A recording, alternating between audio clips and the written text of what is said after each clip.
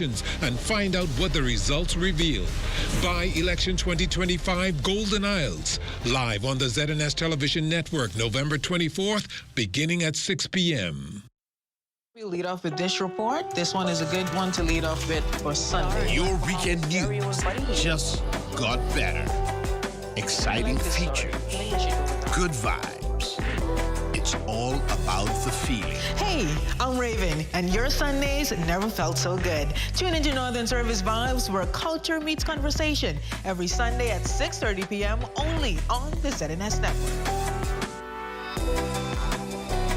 The idea of taking swimming lessons to the Bahamian public was something that we thought was a great idea, so we started Let's Swim Bahamas. I've always been a learn to swim coach and a life-saving coach, and so this is now my turn to kind of really see learn to swim being developed. Although we ran swift swimming for some 30 years and we offered Let's Swim lessons, we knew we were only touching a small percentage of the Bahamian public.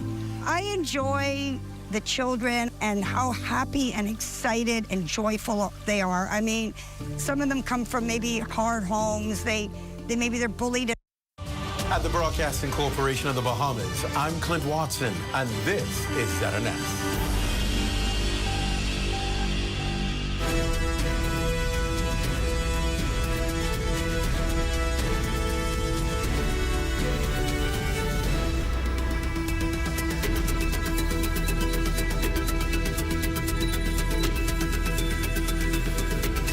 7,296 registered voters, 14 polling stations, 4 candidates, and it all comes down to just one constituency. Good evening, everyone. I'm Makush Lapinder, and welcome to the ZNS Network's live coverage of the Golden Isles by-election, or as some see it, the biggest prelude to the 2026 general election. Our team's been on the ground from early this morning. We have complete coverage from all angles tonight, but first, let's take a look at how things shaped up at the polls. Voters in the Golden Isles constituency lined up outside the Anatole Rogers High School hours ahead of the polls opening at 8 a.m. Monday, hoping to beat the rush and cast their ballot early for the candidate of their choice in the by-election in that area, triggered by the death of Area Member Parliament Vaughn Miller this past September. Returning officer Neil Campbell said the voting process was going smoothly. Last evening where we made our checks, we saw that some persons were even sleeping under the tents, and early into the morning hours, around 5-6 a.m., we have been receiving reports that persons were already gathered at the gate. Now, many of the voters we spoke to here today at Anatole Rogers were very happy with the process. They said it went very smoothly and it was very efficient. It was pretty fast. It went pretty fast, very smoothly, actually faster than I expected. I'm in polling division number 8. The process was a smooth process. The wait time is very short. I was in and I was out. Shortly after 9 a.m., Progressive Liberal Party candidate Darren Pickstock arrived to vote, accompanied by supporters. Free National Movement candidate Brian Brown showed up moments earlier, flanked by opposition leader Michael Pintard. Pintard expressed confidence in Brown. However, he had a concern about the voting process and voter turnout, noting that he and his team would hit the phones to call constituents to come out and vote. Prime Minister, the Honourable Philip Davis, also gave his assessment of the voting process. I am feeling wonderful. I am confident that at the end of the day, Mr. Brown will be the Member of Parliament for Golden Isles. I'm very confident. We thought that there were far too many persons on the inside of the precincts, and so again we spoke with Mr. Hall, the relevant persons, and they are now seeking to bring some order to it, and it is our hope that they do that very quickly. We are hopeful, we are excited about Brian Brown and what he brings to this constituency. We invite all of our people in Golden Isles to come and cast their vote. So we are feeling victorious. From all accounts, smooth, as is expected. We're just hoping that our supporters keep their cool and not get carried away by desperation. Our voters are coming out. I know the day's still yet early, and we expect to win. Other candidates contesting the Golden Isle seat include Coalition of Independent Standard Bearer Brian Roll and independent candidate Karen Butler. For the Bahamas Tonight, I'm Fern Carey. Now, as expected, supporters coming out strong in yellow and red attire at the polls. But Golden Isles MP candidate Darren Pickstock says even in these final moments, he remains confident the people of Golden Isles are sticking with the Progressive Liberal Party, and he's content with the voter turnout. The response has been support completely, and I thank the residents of Golden Isles for their support. And we've been received very positively when we went door to door, and so we're expecting victory out here today. That's right. Yes. Meantime, the Coalition of Independents hoping to bring change to this by-election, confident that they will secure a win. Their candidate says he's feeling confident as well. This as the lone female in the race expressed her view on today's proceedings. They spoke with our Danielle Dean at the Anatole Rogers High School. Well, first nomination day advanced the polls last week, and now the big day is finally here, the 2025 by-election for the Golden Isles constituency. And as expected, we have supporters from all sides, red, yellow, black, independent, but there's still no telling exactly how the election will go. Well, the people is going to make the decision over there and not on their sidewalks.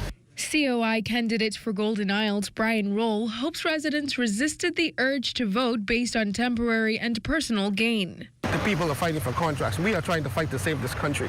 While most candidates praised the smoothness of the process from entry to dipping their fingers, independent candidate Karen Kim Butler complained a wrench was thrown her way, allegedly being denied entry into polling division number 8 at the Anatole Rogers High School. She said I need a letter from myself to get into the room.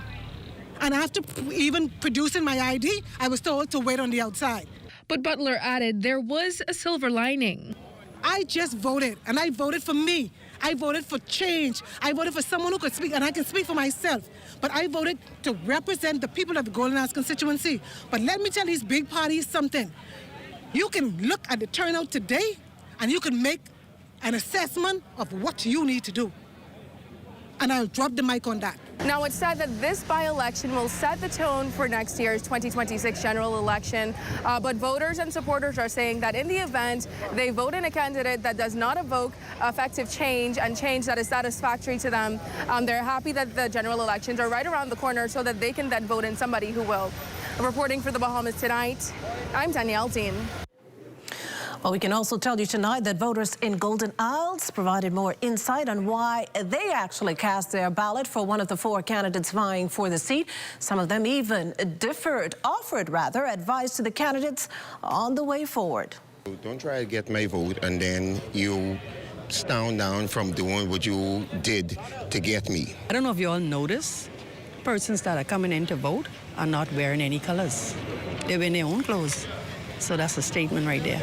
Yeah, I support Brian Brown today because I thought he's the best man for the job. He lives in the area and he's a community man. And I thought I should come out here and give him my support. And if he ain't Brian Brown, ain't nobody else. Things I hope to see in Golden Isles has already been started.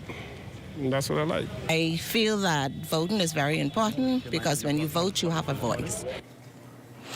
Not to be left out, Anthony Sweeting is a disabled voter who missed the advance poll on Friday but deemed it important today to show up and vote. A little stress trying to get in, but everything went pretty quick. And I know you're expressing to us that you're even having back issues. I see that you're walking just with a slight limp. Talk to us about why it was still important for you to come out here today despite those complications. Well, I was voting from I was 18, 64 now. And I feel that's the only time you really have power to have that feelings that you have power. That's one of my main reasons why I do what I had to do. And you are dressed in, I assume, right. Pavon is what you're voting for. Right. Talk to me about if you're feeling completely confident in that decision. I'm dead confident. I think we need even if it's a strong opposition, we need someone to speak up. And Lincoln Bain been doing a good job doing it. So, I feel that I went to them. And my final question to you is, I talked to another voter just a few moments ago, and she expressed that, even if she doesn't feel as confident in the person that she's voting for, general elections are right around the corner, so that's kind of like a backup plan. Do you think that other voters are depending on that as well? Are you depending on that? I'm not dependent on it, but I know it should make a difference with this turnout. It will make a difference the people who are undecided will be decided for whoever they want to vote for. Well, as usual, the first and second time voters are expected to play a significant part in this and the upcoming general election. They want to make sure their voices are heard. We spoke with one of them earlier today.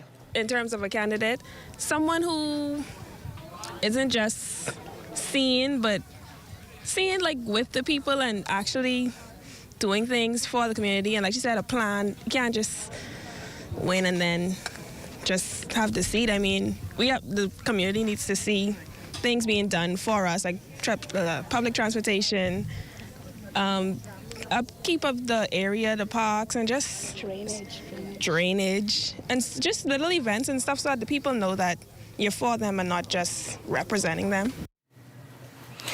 Now, the ballot box scandal, one of the most remembered occurrences following last week's advance poll. But today, Assistant Commissioner of Police Marino Hines advised that from beginning to end, officers will be present in good numbers to enforce the law and to keep order.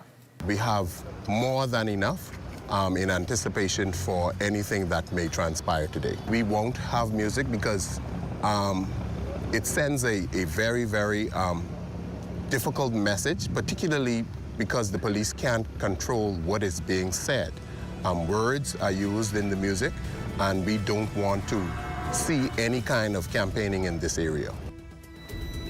You're watching live coverage of the Golden Isles by-election. Stay with us.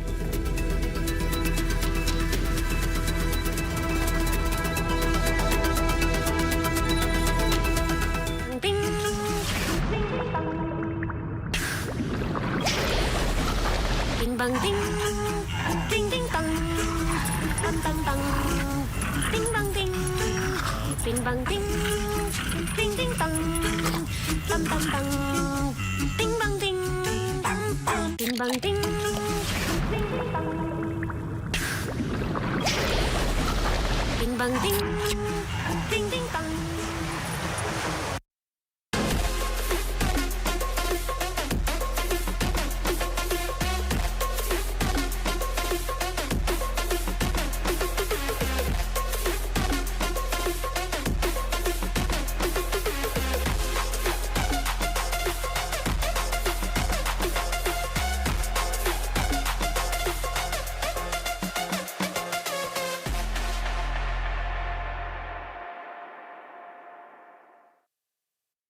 Got termites and need to get rid of them fast? Trust Rentokil Initial. With over 60 years experience in the Bahamas, the global brand, training, and expertise can't be beat. Only Rentokil Initial gives you a 3-year warranty and payment plan options on termite fumigation. No one can match the range of treatments we offer, such as fumigation, pre-construction treatments, termite monitoring, and more. No matter where you are in the Bahamas, we will come to you. When it comes to complete termite eradication, there's only one name, Rentokil Initial. Every day, feel more bold, strong, emotional, free, joyful. Feel everything. Feel it all. Myself, the Eau de Parfum, and the new Absolute, Yves Saint Laurent. Available at Lorix Duty Free, Bay and Parliament, Old Fort Bay, Marathon Mall and Palmdale. We're BAF Financial. We're BAF General and Health Insurance. Welcome to the beautiful Cayman Islands. Come on in to Cash and Go. Need technical support? We are BFG Services. BAF Global. Global reach, local care.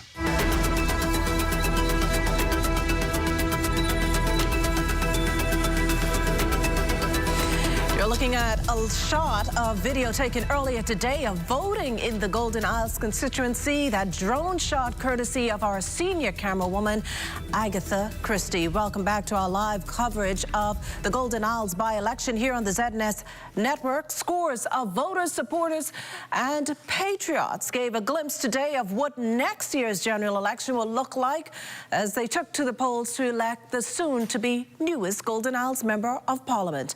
Daniel Dean was on the ground at the Anatole Rogers High School. Golden Isles has long been labelled a swing constituency, flipping between the PLP and FNM in past election cycles. That volatility, combined with the sudden vacancy left by the death of the late Honourable Vaughan Miller, has turned today's vote into a mid-term political measure. For the defending Progressive Liberal Party, Deputy Prime Minister the Honourable Chester Cooper says the party has put in the work and is ready. The reality right now, though, is that it's in the hands of the people, and that's what democracy is all about. We put our case.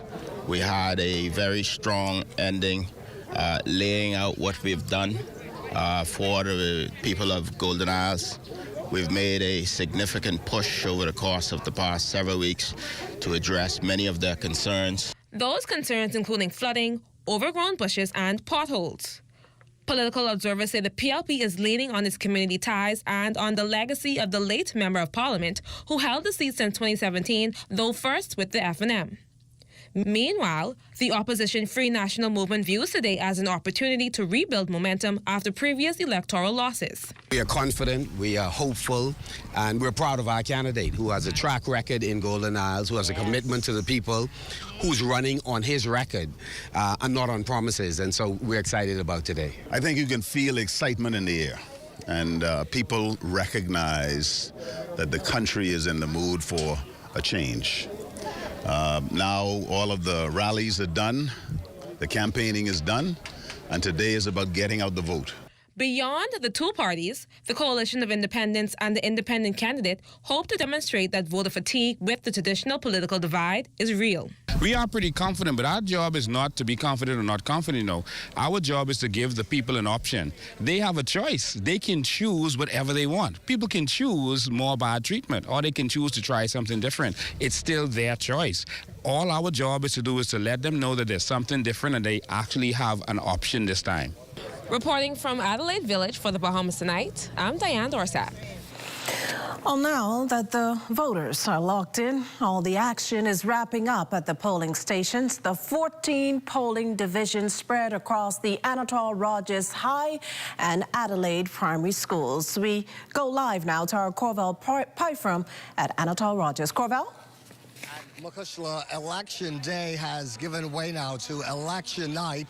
You know, elections in this country are always an exciting time, and this by-election here in the Golden Isles constituency is proving to be no exception to that.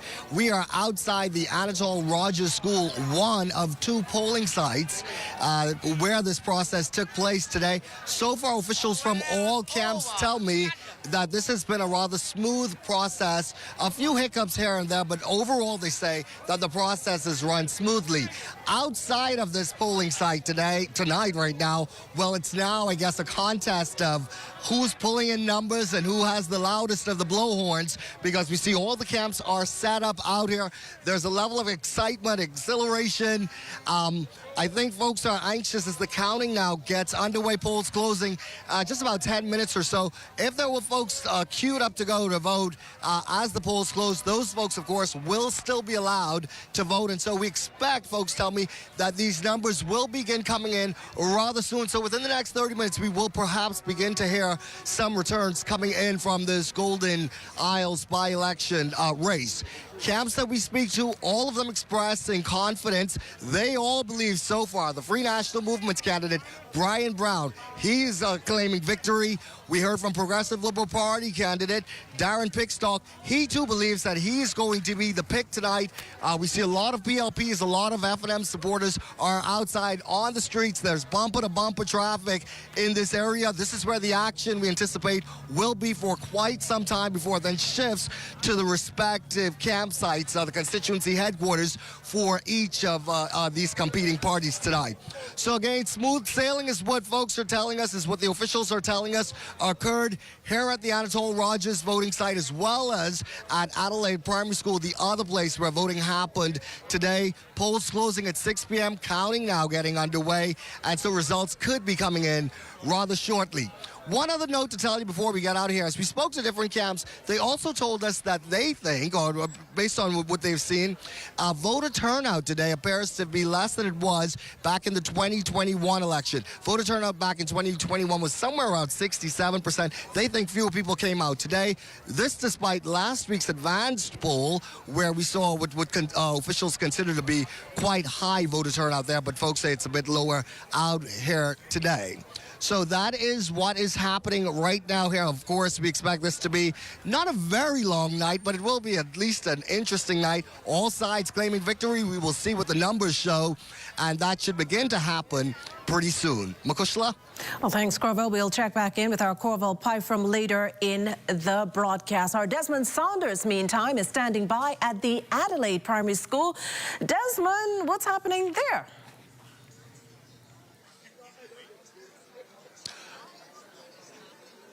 Well, a pleasant good evening, Makushla. I'm coming to you live from the Adelaide Primary School, one of two voting stations in today's pivotal Golden Isles by-election. Now, there's been a steady stream of voters since the polls opened, with each voter casting their ballots for the candidate of their choice. Agatha Christie, my camera person, if you can just pan to my right, and I want you to capture get a visual representation of what's happening here at the Adelaide Primary School. Various political parties have erected tents, rallying supporters and appealing to voters right here at the Adelaide Primary School.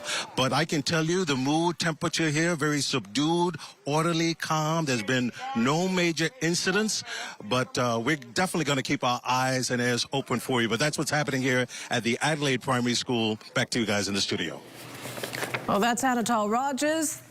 Next was Adelaide Primary. We now toss it over to our Leah Cooper, is stationed outside the Parliamentary Registration Department building on the Tonic Building Starling Highway. Leah? Much activity taking place here. In fact, each media house is confined to a office where we'll be watching results from a little monitor.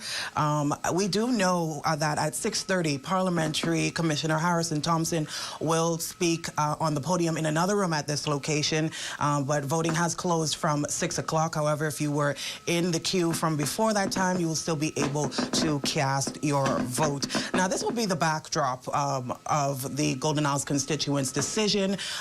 This is where we will find out who they chose to represent them in the House of Assembly. As far as the process goes, once voting is complete, the ballots will begin to be tallied, and as the results roll in, the Parliamentary Registration Department will receive that information, and a representative will take to the podium in another room, and they will broadcast those figures. The mood at the polls, based on our reporters at the ground, they said that it mirrored that of nomination day. There were lots of excitement. Voter turnout was expected to be pretty high. Harrison Thompson, the Parliamentary Commissioner, would have said weeks ago that voter turnout is expected to be in the high 80s to early 90s percentage. And if that is the case, that is higher than even the last general election, which saw a low voter turnout in the 60s. As far as voting at the polls today, we're receiving reports that it went smoothly. But for now, we're sitting and waiting for those first set of numbers to roll in. So stay tuned. I'm Leah Cooper reporting live from the Parliamentary Registration Department, sending it back to you at the desk. Makushla. Well, thanks, Leah. Now that we've brought you up to speed, when we come back, we begin our discussion with our panel as we await the first set of results. This portion of the news is brought to you by FoCall Smart Pass, the smart way to pay at the pump.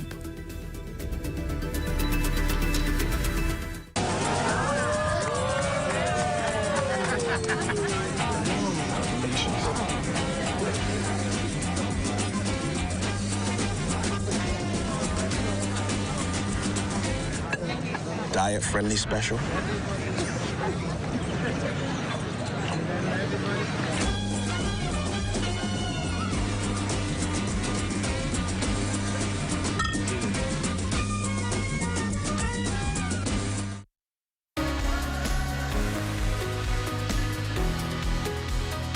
Hi, I'm Brent, Vice President of Retail and Sales here at CBS Bahamas in the Southwest Plaza on Carmichael Road. If you haven't shopped with us before, please give us a chance. We pride ourselves on terrific customer service. Our store is clean, large, we have thousands of products, we're open 7 days a week, and we have a nice, wide, spacious, comfortable layout for you to enjoy. Visit us in the Southwest Plaza on Carmichael Road or shop online at cbsbahamas.com.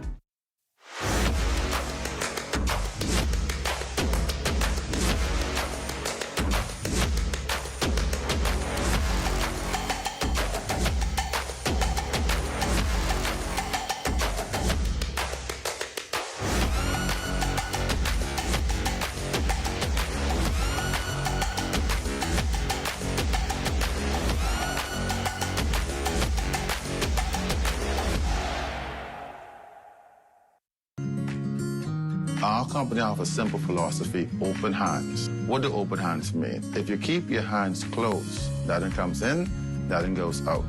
If you keep your hands open, a lot of things comes in, a lot of things goes out.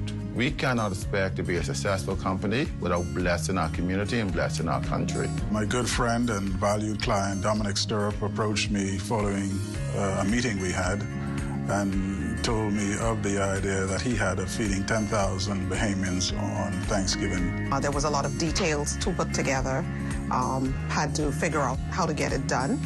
But at the end, it was worth it. At the end, it gave me a heart of gratitude to know that our company is reaching out to so many persons. We invite you on a journey to witness an extraordinary chapter in the story of the Bahamas Striping Group of Companies, a tale of compassion, unity, and the true spirit of Thanksgiving.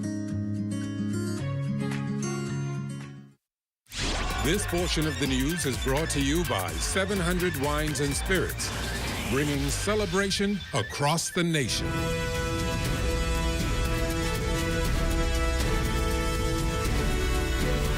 You're watching live coverage of the Golden Isles by-election here on the ZNS Network. And now it's just a matter of time before the votes are counted and a winner declared. Will the new face of the Golden Isles constituency look like the Progressive Liberal Party's Diane Pickstock, the Free National Movement's Brian Brown, the Coalition of Independents' Brian Roll, or the lone female in the race, Karen Butler? As we wait, we have representatives from all camps tonight in studio to discuss the breakdown at the polls. Good evening, everyone. Good evening. Expectations. Expectations. Well, at the polls today, it was interesting, very interesting. Yeah. A lot of chaotic situations, not in terms of the process, but at least in terms of the participants of the political parties. We expect today to at least determine what will happen in the general election. I mean, I'm not calling anything. I just believe that today will determine what happens next year.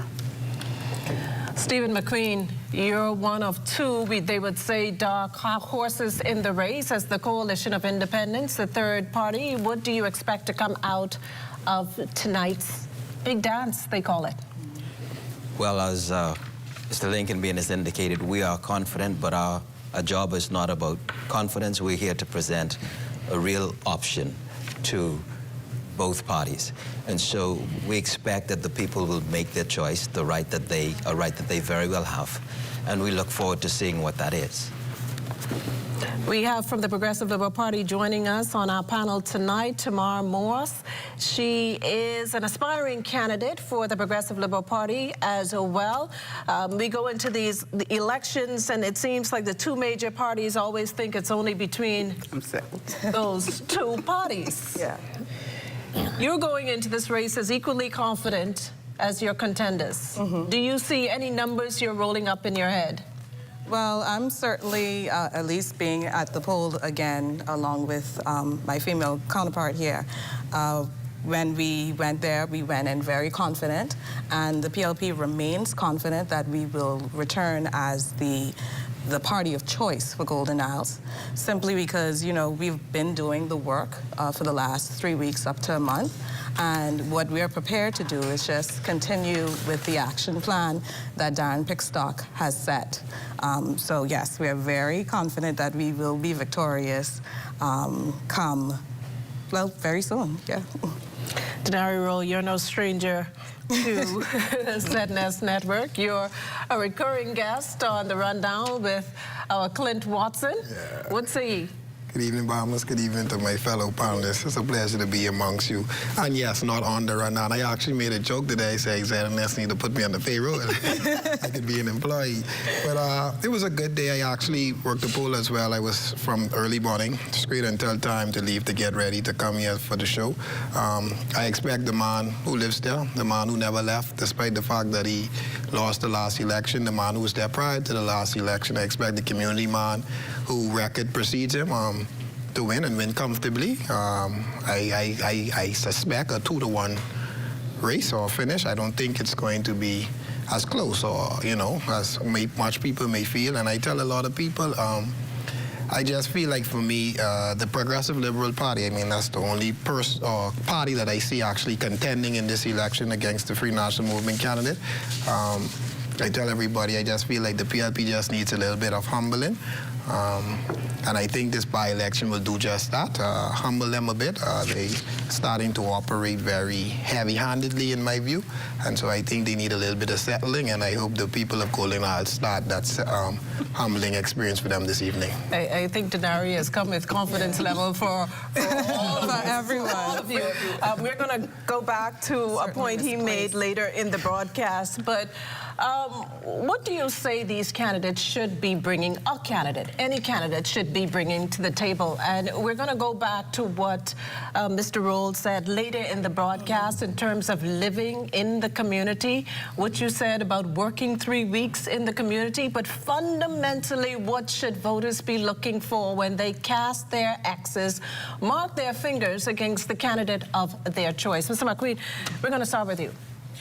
I know that it's commonplace to talk about what the candidate brings to the table, but the reality is that a candidate cannot do anything that his or her party does not support. At the end of the day, it still falls to the party. So what voters need to look for is, what is the party putting forth? What are the principles of the party? What is the record of the party? And so what the voters need to look for is a party that puts forth an agenda that has the people's interest at heart. And that is the candidate that they need to stand behind. Mr. McQueen, on that point, though,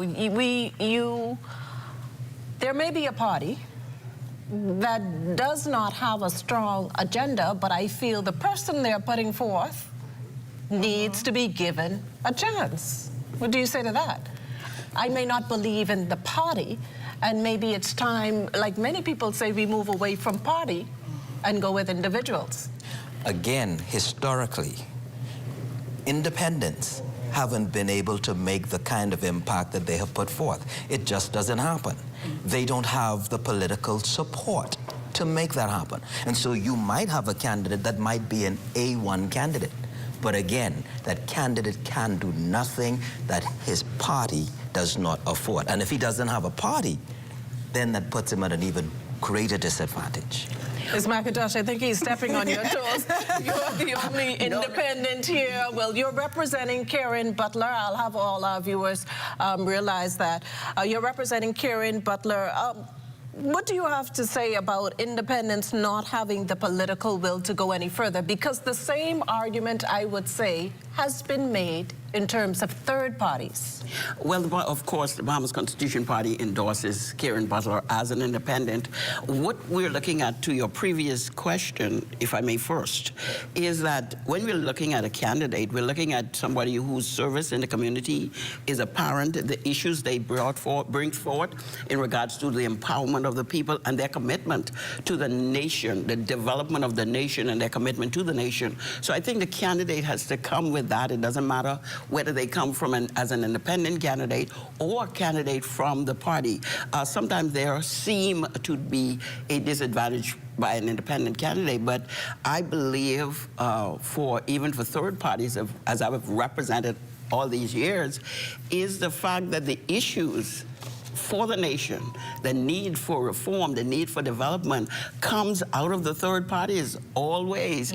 And so if our voices are not at the table, a lot of things would not happen. I mean, when you want a race, you don't want two people in a race. You want a race that shows the tenacity of all, that brings it together. That's what makes it interesting. So we don't want no two-way race in the Bahamas. We want other people talking, other people bringing issues, other people showing the empowerment of the community. But has the third voice been loud enough to make some movement, to rubble up what has traditionally existed? Well, a lot of people aren't ready for truth. A lot of times we aren't ready for change. We want continuum in regards to what we see. However, to be able to speak, to be able to be persistent and consistent on the things that you're saying, at some point, the community says, well, we're ready to hear that. We're ready for change. It takes a long time. So people who come for the first time and leave, oh, it doesn't work this way, it's not going to happen, they're never going to see the results. We only see the results when we persist over the term and make sure those issues stay on the table for 2 decades at least. Now, the by-election is a reminder to us that, you know, it takes a lot to pull off any election. And I would think it takes a lot to pull off a by-election. But we're going to stick a pin right there, and we're going to throw it to our Leo Cooper, who's down to the Parliamentary Registration Department. Leo, what can you tell us?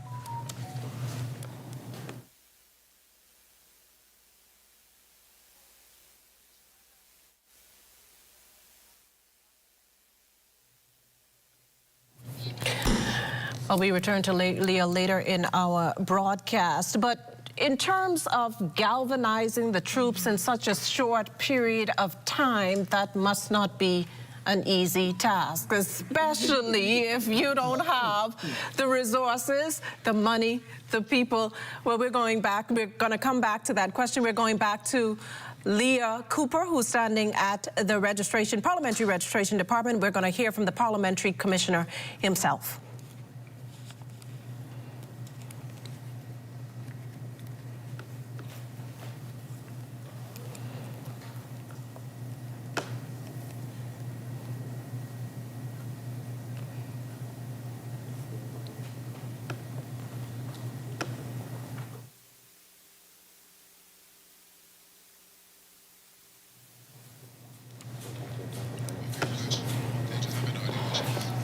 Okay, let's talk about what it takes to pull this off. For the two main parties, I would think that it's a little bit easier than for an independent or for the COI. Let's talk about what this took. I think we had a turnaround time of less than 4 weeks. I would think that you had to get paraphernalia. You had to galvanize the troops. A lot of money goes into this. Give us some insight into what it takes to pull off what the PLP sees as a successful campaign. It may not be the same for the COI and certainly not for independents. Yeah, well, the Progressive Liberal Party is a very seasoned... Well, they're telling me now that we now have the parliamentary commissioner, and we're going to go live to the Parliamentary Registration Department. There's polling stations, and from all indications, the process went well. We're expecting to have the returns in a matter of 2 hours or so. They are counting right now. All the polls are being closed, and the staff, the presiding officers and the teams are counting at this moment. Throughout the course of the day, there were 1 or 2 little minor incidents, but nothing that will cause any disarray. We had 1 or 2 reports. There was a report of somebody couldn't find the counterfoil, but that was dealt with. The counterfoil was there. It was just a misunderstanding, I would say.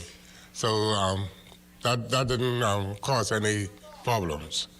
Outside of that, I think everything went well according to the staff that we had stationed at both polling centers, Adelaide Primary and Anatole Rogers. They reported that everything went smoothly, and they're proud of the process. So I want to say to the Bahamas, let's wait for another few hours. We should have the returns in, and we'll be able to share with you what the returns indicated for tonight. Thank you, and have a good evening. We'll come back to you later on.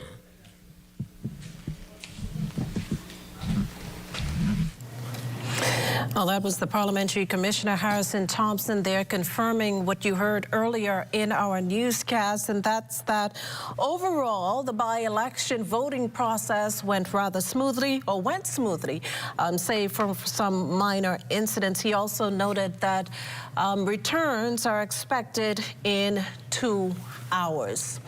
We're going to try this for another time in terms of pulling off a successful election. Yes, but for the PLP, as I was stating, it has a long-standing history of being able to galvanize on short notice. When you even look at the party and you see what the philosophy of the party is, and it's always been community focused and being consistent in any community or any constituency, rather, for the Progressive Liberal Party, especially for this particular by-election, I would say it was not an easy feat. So I don't want to underestimate that, but certainly we are able to galvanize quite quickly and mobilize quite quickly and in a very effective way, right? You noted that it was not an easy feat. Let's talk more about it. What challenges were there for the governing party? Of course, you didn't expect that one of the MPs would die. And like you said, mobilization had to happen rather quickly. But what were the challenges in terms of getting into that community, rallying up the votes, and things of that sort? And support. Yeah, well, with Golden Isles especially, all of the panelists know that Golden Isles is a very large constituency. Very large. The largest in the Bahamas. So when you talk about just geographics and how many persons you would have to go door to door and canvass, because with the party, we basically don't want to let any door go unknocked. That certainly isn't an easy feat. And of course, you have, like any other party, you have the paraphernalia, having to bring that on stream, and also having the message to be brought on stream. But what you found, especially what the PLP was able to showcase, because we've kind of been ready and have been galvanizing for sort of an election period for some time now, is that the messaging was very clear, and it basically just spoke about progress and staying on course and being community-focused and action-minded. So I believe that the PLP was able to convey that, even though it was a very short period, and we were able to convey that effectively. And from what I'm hearing right now, that actually turned out positively in our favor. Mr. Queen, Mr. Roll, both of your parties have candidates who live in the community. Unlike the PLP, I think... Our candidate does live in the community quite some years. Well, do you think, and I give this question to the other three of you, do you think this was, let's say, for lack of a better phrase, an unfair advantage that you have over the PLP? She admitted there are challenges. Her candidate does not live there. The PLP's candidate does not live there. Do you think it made it easier for you? Well, I would say that. I think it would have made it a bit easier for the mere fact that we had an actual candidate that was putting in the work, because we're not of the notion that because you live in a constituency, you run there, it's automatic, because you could live in a constituency and don't have a community mind. You could live in a constituency and don't say nothing. You could be quiet, you don't know your neighbors, or you don't assist your neighbors, you don't help your neighbors. So there's not a given because you in a constituency, you have the advantage. But I think the advantage that Brian Brown has is his track record in the community again. From 2017 or so, he was actually serving as our association chairman for that community. He sat as the late Vaughn Miller's campaign manager when he was successful in 2017. He ran as the candidate in 2021. So he actually has roots offered himself in the community. He was working in the community with consistent programs, BGCSE classes, BJC classes, Camp Golden Isles he invented, taking care of the elderly, the Precious Purse, that sorts of stuff. So I think that is why Mr. Brian Brown has the edge, because he not only lives there, but he was actually backing it up, being a community builder, talking to his neighbors, getting to know his neighbors. And even if you could talk to PLPs, they might say, I'm a PLP, but they still aware who Brian Brown is. And so that's the advantage that he has, because he not only lived there, but I think he put in the necessary work. Mr. McQueen, Brian Roll has the same, can boast of the same thing. I live in the community, and I think you would say he has roots in the community. He has done at least something in that community. And the same to be said about Karen Butler. So what makes his candidate better than yours? Well, let me say a couple of things first. With regard... Well, as he sees it. Yes, as he sees it, as they both see it. Firstly, I would expect the governing party to have some kind of advantage because they have the public purse. And so that gives them financial advantage. And I expect also, even in that regard, the FNM being part of the government. We don't normally think of that, but the FNM is part of the government, the official loyal opposition. So I expect them too, to some extent, to have a financial advantage. As for the COI, our advantage is the people. Now, having said that, yes, Brian Roll also lives in the community, has been there for some years, and Brian Roll has been on the ground prior to the situation with Mr. Vaughn Miller. And so he has been beating the grounds. But I hear the talk about track record, and I wonder, right? Track record. And yet, after some 50 years between both administrations, the most desperate problems, the most concerning problems remain. And so if you talk about track record and you talk about programs, the things that irk that community the most, drainage issues, road issues, they still have their vehicles flood out in torrential rains. And so when we talk about track record, talk about the record that truly matters to the people of that constituency. And so Brian Roll, through the COI, is saying, hey, let's fix these things. You've had 50 plus years of this. The Golden Isles constituency is the most severely neglected in the country. 15 plus years, no real infrastructure. We're talking track record. No community center at all. The people continually complain about slow police response, no lighting, and for their safety and their security. So if we're talking track record, Mr. Brian Roll represents something far better. Can I respond to that right quick? Because I think what the COI does, right? I don't know if they fully understand the concept of governance or how politics actually work in the country. We have a Westminster system, and the reality of it is the leader has all the say. He prioritizes top-down what happens, and then it goes through cabinet and it executes at the local level. So when you look at why the FNM say track record, Brian Brown was never the candidate. He was never in the House of Assembly. So he couldn't champion on behalf of his community because he never sat in the government. So we must understand that when you're referencing someone that never sat on the government, you can't always run to the fact that overall governance for an actual candidate, which goes back to the question that you asked. The COI must understand that any candidate that they put forward have to have some type of track record or belief system into why people should follow you. Telling me I could change this or I could change that, but I can't see how you successful in life would not make me want to support you. And speaking of the COI, we're going to toss it now to our Lloyd Allen, who's standing by, who is on the ground with the COI tonight for us as our coverage of the Golden Isles by-election continues. Lloyd?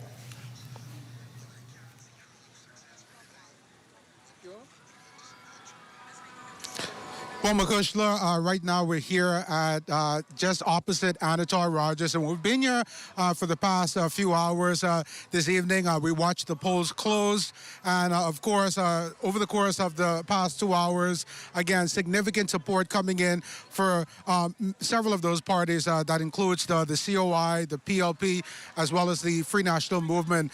And the mood, I listened into others giving drops from the other locations, and it's been pretty much the same throughout the day. I even had a chance to speak earlier with the chairman for the COI, who indicated that she was satisfied with most of the developments throughout the day.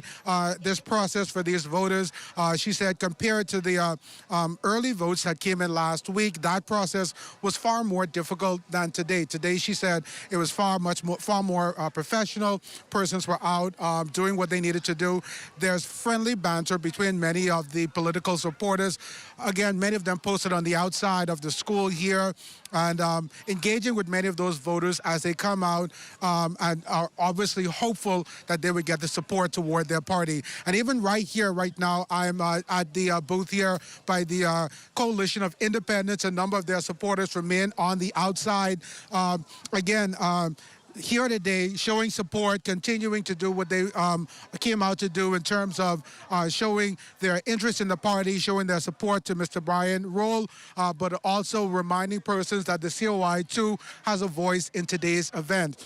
I had a chance briefly to speak with Roll. We'll get him. As you can imagine, it's been a busy day for persons like him trying to get in contact with as many people as possible. I spoke with him just in passing, and again, he too is satisfied with how things develop here today. He says he's confident that things will go in his favor. But of course, as Mr. Harrison Thompson indicated, we will see the details coming out from today's election in a matter of hours. So like many of the parties, the COI too is very hopeful that this by-election will go in their direction. Of course, that's a bit coming here from Anatol Rogers. Back to you in studio.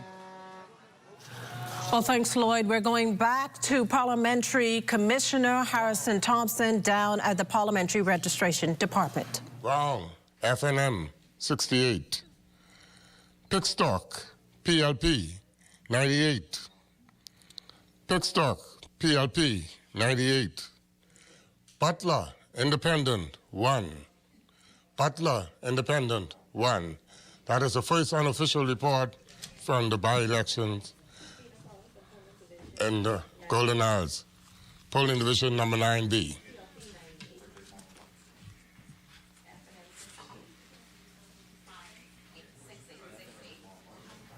PLP 98, independent 1. 90. Apparently didn't get. Okay, that was the first results coming in from the Golden Isles by-election. Ali McIntosh. Yes, sir. Yes, ma'am. You're independent, Karen Butler. Many would say that as an independent, how much lobbying can she do in any constituency, or by herself? She doesn't have any party behind her. Well, the challenge is... Why take a chance with an independent? Well, I think a lot of persons in their quest to put themselves out in the community, make themselves available to run. But obviously, this by-election was a sprint. We're talking a little over 3 weeks. So the advantages, well, the fact that she lives in the community is an advantage. However, being a more nationally centered person gives any candidate, wherever they're running, a heads up. We were able, though, to get her quite a bit of media. So she was able to be on the media to put herself out there. Obviously, Golden Isles is a very large constituency, and a lot of people you have to contact. That's not an easy feat in 3 weeks. That's not an easy feat. Do catchy slogans, would you say catchy slogans and the songs, any of this actually resonate with voters? I'm on the fence. I've listened to the details, but you know what? They seem to be drawing a good crowd. They have in the rallies. I like what they say, and just do it or whatever it is. Do you think that has any bearing on voters. Did you hear a song? Do you think it has any bearing? I actually heard, yes, I heard some songs coming out of the by-election. That catchy, the songs are catchy. People are singing them, it gets in your head. Right. For you to at least consider. But what I realize is people go back to their party. Don't care what they do during the campaign, they go back to the party. I don't know when we're going to get to the point where people are considering, okay, what we are talking about when people are asking, would you vote for me? Would you give me your vote? Are you going to do that when you actually get to the polls? And that seemed to be a problem in the country. So we're going to have to do a major kind of re-education to get Bahamians to actually shift and decide what I tell the candidate I'm actually going to do. Now, I see on our tablet here that we have 183 votes in so far. Due to the fact that polling division 9B, and due to the size of this constituency, we opened to saying that the constituency is almost 8,000 strong. Some of these polling divisions have had to be split in two, and that is the case for polling division 9. That's 9A, 9B, polling division 14, 14A, 14B, and of course polling division 6A, 6B. And of course those two polling divisions will come together to give us a total of that one polling division, if I haven't lost any of you. Now in 9B, polling division 9B, we have that Darren Pickstock won that polling division with 98 votes overall, and that's 98. Well, won that polling division 9B, that is. And of course, just to remind you, there is a 9A, and overall of polling division 9B, there are 183 votes. So we have the first vote in, and of course, as the parliamentary commissioner said, they should be coming in over the next 2 hours, and so we've already started. Yeah, good stuff, good stuff. Denari, FNM leader Michael Pintard, he didn't seem keen on running a candidate in this election. From the onset, he wanted to wait for the big election, the big showdown. Yeah. Why the change of heart? Well, ultimately,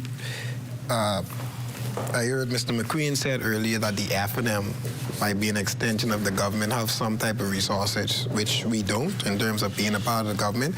The only resources opposition members would have is the $150,000 allowance, just like any other member of parliament. So we would have had to mobilize resources straight from the party machinery, raise funds, etc., to get on the ground and campaign. The real issue when you talk about why we were saying wait for the big election is, when you look at the way the country is being run, a lot of people hurting, we felt that the resources could have been better allocated and saved for dealing with real issues that affect the lives of the Bahamian people. However, you have, again, I go back to the candidate, Mr. Brian Brown. The FNM believes in teamwork, working for you. We cannot dictate or force any decision upon him based off, again, what he presented, how he felt going in the community, working with his campaign manager, looking at the data. He felt more than confident and comfortable to go after it, and so the party yielded. You would have even heard former Prime Minister Ingram stated he said not to go as well, and Brian told him, no, I love the people just like you love your mommy, or you love your wife, you love your children. That's how he felt about the residents of Golden Isles. Brian Brown, though, answers to a leader. You said so. Yeah. If your leader says to wait this one out, if your former leader says to wait this one out, why didn't Brian Brown wait this one out? Again, well, Mr. Leader Pintard never went on record and said wait it out. He was just saying ring the bell. Right. He wanted to go straight to a general election. Instead of calling the by-election. But the law does not dictate that. So the law dictated that. No, they had the opportunity to go straight to the by-election if they didn't do it in the 60 days. But they did the writ, and that's how we was able to go to the by-election. Because when he first said it, they didn't make a move yet as to what position they would take. We wasn't sure if they was going to go by or general, so we threw it out there. Suffice to say that, again, leadership doesn't mean, yes, I report to leader, but that means I dictate to you. And so it's a democracy. We work with each other. Our slogan, we work for you, we work for the people. And so having the conversation, and again, Brian saying he loves his people, he feels confident that he will do it. The leadership, based off what was presented to them at the time, supported the candidate in this decision and wanting to go. And so the FNM decided, you know what, let's back our candidate, let's hit the ground running, let's go and contest the by-election. By-elections usually lead to low voter turnout compared to general elections. Yeah. This one has been a bit different. The advanced polls showed that of the 283, the number we have here, registered for the advanced poll, some 249 actually voted. What do we make of that? What is that indicative of?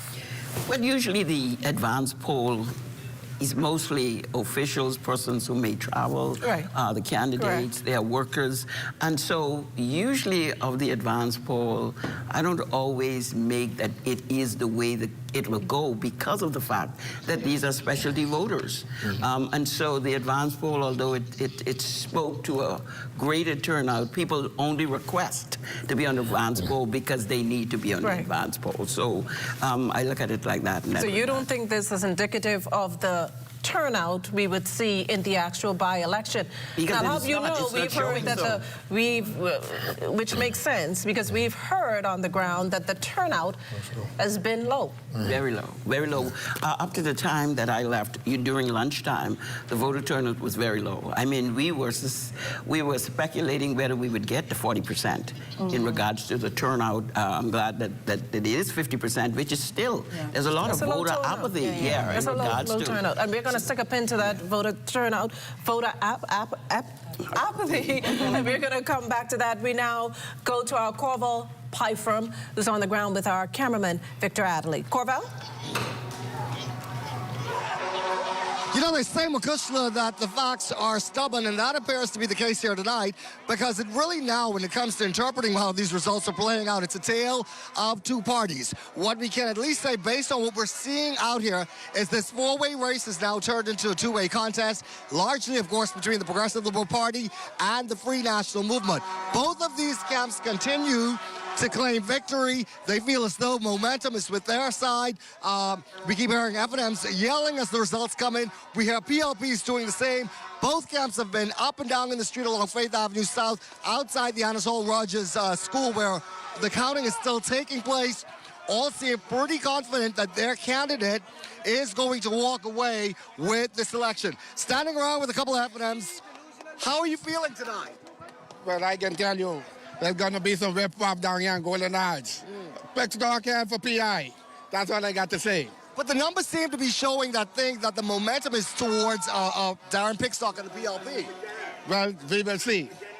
So you're still holding out hope that your candidate will prevail tonight? Of course. All right, thank you very much. Let's walk a bit more, so just to give you a better view of what's happening out here tonight. And we're going to go. Minister, thank you. We are here with Kyle Dean. He's the supporter of the Progressive Liberal Party. Hearing a lot of PLPs yelling and screaming. It seems as though you guys are feeling confident. Yeah, so at this present time, we are in the lead in the polls based on the counts, the official counts that are coming out. And we are projecting that we will take the seat. I think we have lost so far 2 polling divisions. They would be more on the upscale area, which is kind of expected.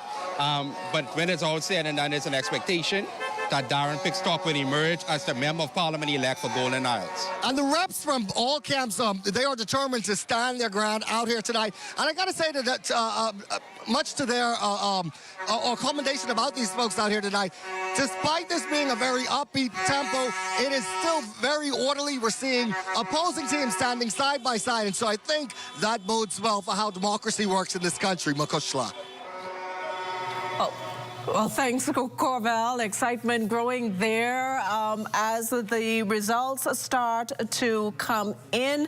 And we understand that polling division 3, results from polling division 3 are already in, with the FNM capturing 123 votes, the PLP 117, and the COI 18 votes. We also have results from polling division number 7, with the FNM with 96 votes and the PLP with 98 votes. So We now go to the parliamentary commissioner for more returns. Additional polls. In polling division number 7, Brown, 96. Butler, 0. Pickstock, 89. Roll, 16. Again, polling division number 7, Brown, 96. Butler, 0.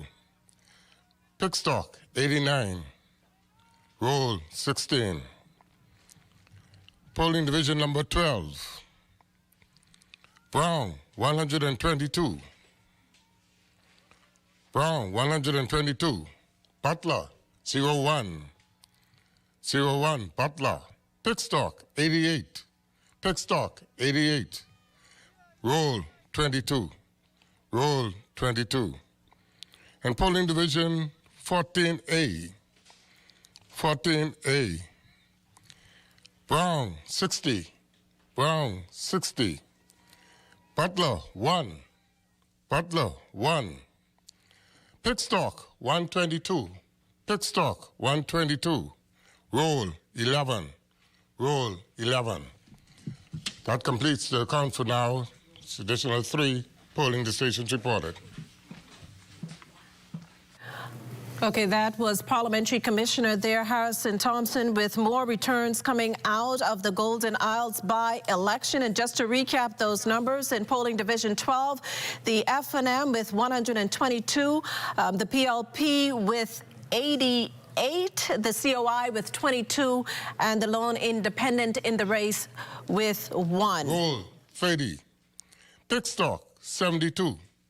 Pickstock, 72. Butler, 0. Butler, 0. Thank you. 72-30-0. That means Brian. Okay, we also can tell you that in polling division 7, the PLP garnered, we're going to correct our numbers there, was not 98 but 89. The FNM 96. Butler, the independent, with 0, and Brian Roll of the COI with 16. What do you make of the numbers so far? Well, I'm not surprised to see the numbers be a two-way race. That's as expected. I don't think it was, the COI was actually an option, and in my view, simply for the mere fact that... Well, we're going to go to our Corval Pyfram, who is standing by with the PLP's Darren Pickstock.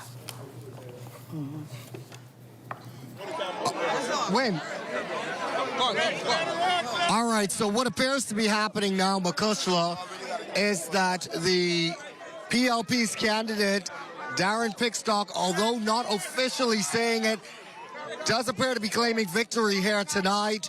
The numbers, the polling stations coming in, all have shown that turnout support for Mr. Pickstock has been stronger. We now see Mr. Pickstock accompanied by the Progressive Liberal Party Chairman Emeritus, Minky Isaacs.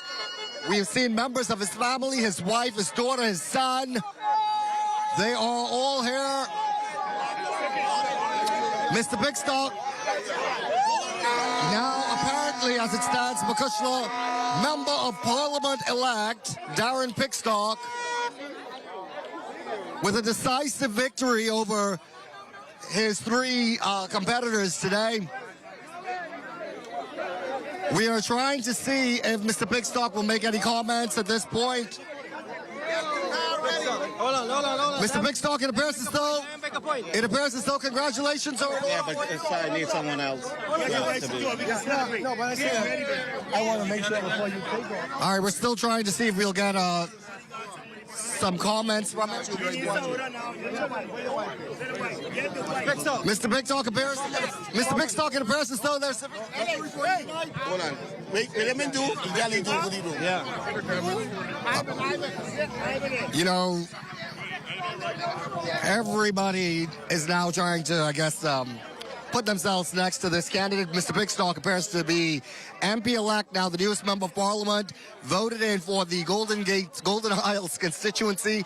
It would appear to have been a decisive victory. And as we said earlier, it did not take very long for these results to roll out. A lot of excitement here among Progressive Liberal Party supporters. The party, we believe, will now shift to the Golden Isles PLP constituency headquarters. And so we will be coming to you from there in just a few moments. That's the latest from here now. Makushla, let's go back in studio to you and the panel. Well, we have our Corval Pye from there already declaring the PLP's Darren Pickstock as the overall winner of the Golden Isles by-election. Those results, of course, unofficial. We still have quite a few polling divisions, quite a few polling divisions to go, and I'm sure the parliamentary commissioner will let us in as those numbers are returned. But we're going to keep this conversation, going 5 after 7, and we already have a winner of 14 polling divisions in a constituency that is the largest in the country. So that must be history-making in itself. But to be, just to play devil's advocate for a moment, the PLP is promising quite a lot. Darren Pickstock has a 10-point plan that includes CCTVs, paved roads.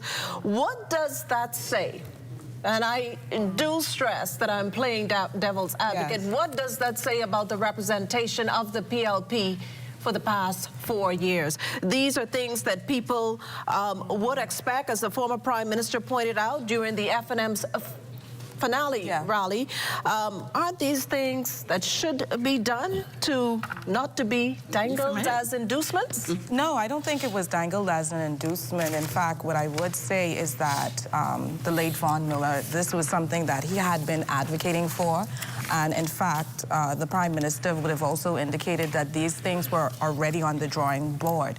So these aren't promises that were made just because of this by-election, but these were promises in the making, and that the PLP would have been actively engaging in ensuring that it had happened, or it's going to happen.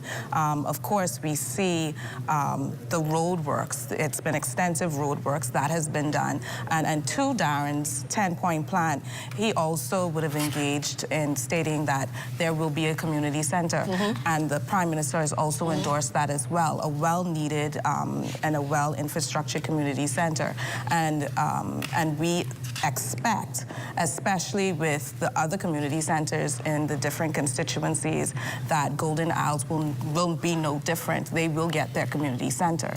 Damar Moss, you say that these were plans in the making. When were these plans going to be realized? I know you point to the roads actually taking shape, but we're 1 year out, less than a year out of a general election. Yeah, we're one, and that's admitted. However, what we can also say is that sometimes governments and governance is not really easy. It takes some time, even though things are even concluded by cabinet to be actioned. You know, the reality is, especially with the procedure of government, it takes some time. Well, we're going now to the results from the Parliamentary Registration Department, but we can tell you before we get there, we have returns from polling division number 3, and Brian Brown has pulled in 123 votes in the polling division number 3. We now go to the Parliamentary Registration Department. Polling division number 3. Polling division number 3. Brown, 123. Brown, 123. Butler, 0. Butler, 0. Pickstock, 117. Pickstock, 117. Roll, 20. Roll, 20. Polling division number 3 at Anatole Rogers. Okay. Well, there you have it. Polling division number 3, as we indicated. prior to the parliamentary commissioner Brian Brown, the FNM's candidate, pulling in 123 votes there. The independent Karen Butler, 0 votes. The PLP's Darren Pickstock, 117, and the COI's Brian Roll, 20. I know when the parliamentary commissioner was speaking, I heard Tamar Moore saying that was expected. Is it that you go into an election knowing that some polling divisions you just won't win? I would take it to be the case. Yeah, I think history shows that there are some polling divisions, especially based on demographic, that, you know, you won't say it's winnable. You will try your darndest and you will work and you will go door to door. But there are histories connected to certain polling divisions where others are considered like a PLP stronghold or an FNM stronghold or something that's 50-50. Honestly, I kind of expected it, but it is still quite close, and it's a quite close race in that particular polling division. But I think overall we will still be victorious. Well, Makushla, if I may, in regards to this, what we are seeing happening, obviously in every case, the statistics have shown that the government has never lost a by-election when they're incumbent. The PLP has never lost a by-election. Well, I don't know if that's entirely correct. Historically, if you go back, I think it's 2002, it might be, government lost. In 1990, Marco City, the FNM won its first by-election. PLP was the government. Right? So you said the government's never lost a by-election. Right, she did. But 1990 says differently. But be that as it may for now, right? I want to say that you asked a question and she said she expected certain things, right? And people are early celebrating while their polls still left to come in. So, but with regard to works that the government is doing, you made a question about 4 years, 1 year out, etc., etc. Yes. I dare say that it was pressure from the same third party. The good gentleman here says wasn't a factor. All right, a third party caused the pressure for government to jump into high gear about road paving and the rest of works, etc., etc. Third party did that. Actually, the by-election, in my view, caused that. We know our election was coming. Like the Prime Minister even said, they were going to, his story is they were going to do the work. Our view is a by-election happened, and they just their way to sway voters, and that's why they did it. And that's certainly not the case. That's certainly not the case. We're going to go right now to it was work underway. We're going to go right now to our Desmond Saunders, who's standing by with the Free National Movement. Well, a pleasant good evening, Makushla. I'm here at the Free National Movement Golden Isles headquarters, and I tell you, victory is in the air for the FNM camp. They're here anxiously awaiting the results. I see a number of them are on their phones just monitoring tonight's by-election. But I can tell you it's been an incredible campaign for the Free National Movement over the last 2-3 weeks. The FNM has pulled out all the stops, knocking on doors, getting their message out, and even bringing in their chief advocate, chief strategist in the person of the former Free National Movement leader, the Honorable Hubert Ingram. I understand, and the word coming to me is that the Free National Movement leader, Michael Pintard, will be here in just a few minutes, and we're going to get an interview from him. But a number of the Free National Movement supporters are just anxiously awaiting tonight's results, many of them tuning in to our broadcast, many of them confident of a decisive victory of the Free National Movement getting that vacant seat left by the former Environment Minister, Von Miller. But that's what's happening here. A number of Free National Movement supporters just cautiously optimistic, but holding their fingers crossed and waiting to see the results of this night's by-election. Back to you, and we'll have more in just a few minutes. Well, we have both major parties claiming victory, but we must stress there is not an official winner. An official winner has not been declared at this point. What we can tell you is that in polling division, though, the FNM has secured 117 of the votes there, and the PLP 106. And as for total votes so far, we have the PLP's Darren Pickstock with 586. Brian Brown with 481. Brian Roll with 195 for the Coalition of Independents. And Karen Butler has secured herself so far 3 votes. Is this true?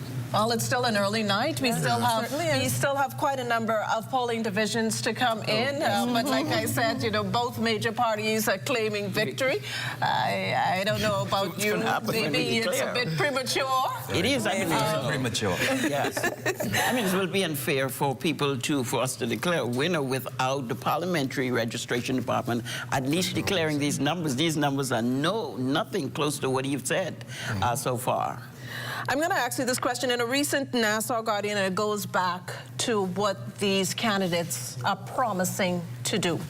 In a recent Nassau Guardian letter to the editor, a so-called Rabbi Common Sense recently noted that what's being promised, the roads, the CCTV, from all of the candidates, I would say, are simply short-term relief to soothe immediate pain. They do nothing to cure the chronic disease of empowerment. How do we move away from this? When do we move away from this? Every year we get a new crop of voters, and they, I dare say, are not going to tolerate the things that the older generation did. So how do we make that shift? I believe, and we got a letter from someone in Coral Harbor, in that area, saying that 4 governments, the same complaints, no results. And so I think Golden Isles constituents have been so tired of trying to get things done that they're prepared to just take what is being done. So, I mean, they may just be responding that we're getting those roads paved, because anybody who drives through Golden Isles know that the roads are awful. So being able to go through Unison Road and Spikenard Road and drive those roads is like, we'll go with the PLP. And I'm sorry to hear that when we're looking at all of the other issues that people want good representation, whether you're an incumbent or not. People want to see progress on a constant, continuous basis, and not just because there is a by-election. What does good... So if I may speak to that, let me say and preface this by saying you change to an entirely new government that has an entirely new concept regarding governance. In our system, if we continue with this system, we'll continue getting the same things we've always gotten. Yes. There is only so much that can be done under the Westminster system. It consolidates power into the hands of the politician. So what the COI says, we want to move to an entirely different system of governance. Island states and city governance. It's a republic. We empower the people. When you do that, people get to make decisions. So if you have cities and you have a mayor and you have people who put them there and people who don't have to wait for 5 years to remove them, then things get done. And so this is how you move away from what we have. Otherwise, you keep doing the same things, what's the saying, while expecting different results. We say that is the definition of insanity. And so this is the journey that the COI is on. So it takes a different form of education. If you look at the PLP's manifesto from 1967, thereabout, they've been peddling these same things repeatedly. The ideas aren't new. Homes, better jobs, and it's always jobs, it's not empowerment. We're talking about empowerment. We're talking about things that other countries are doing now, where people truly benefit from their natural resources. First, they were saying that we're crazy. Now there's a Ministry of Natural Resources. This is how you move away. You empower people so that they don't need to depend on the politician.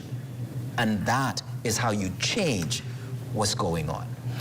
But the PLP government has been doing that and doing that consistently for the last 4 years. And to your point of empowerment, in fact, when we looked at not only employing people, but the employability of the people and skill sets of the people, the Davis administration would have addressed that very directly with the upskill program that just was announced a few days ago. So it would be unfair to say that those concerns are not being answered.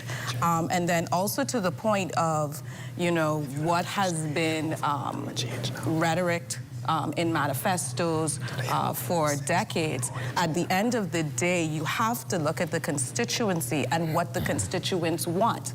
So if Darren Pickstock went throughout the constituency and they would have said, you know, CCTV is important to us, the roads are important to us, the community centers are important to us, then it is up for any party who is in the position to be the candidate and then next member of parliament to answer the concerns and act on those concerns and not just copy and paste plans to fit in a constituency.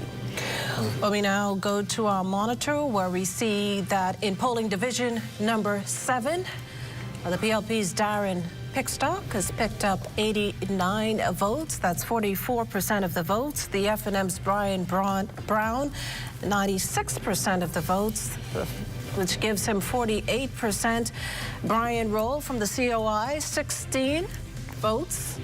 And Karen Butler, 0 votes. Again, that was polling division number 7.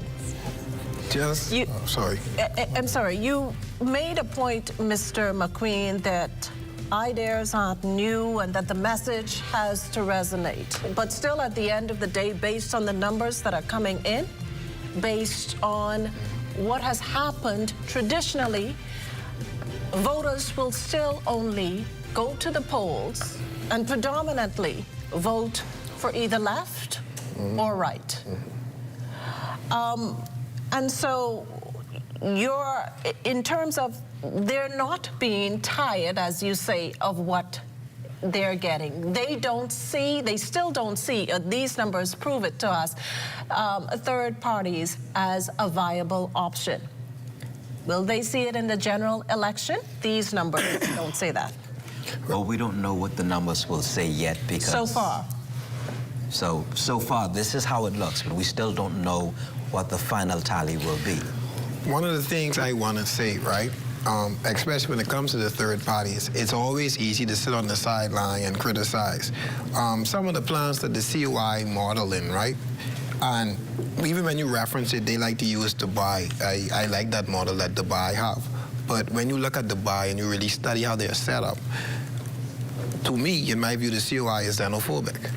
But when you look at the Dubai makeup of their population, they have 2 million residents, and majority of their residents are illegal immigrants. Illegal migration is who make up the actual working force for that area.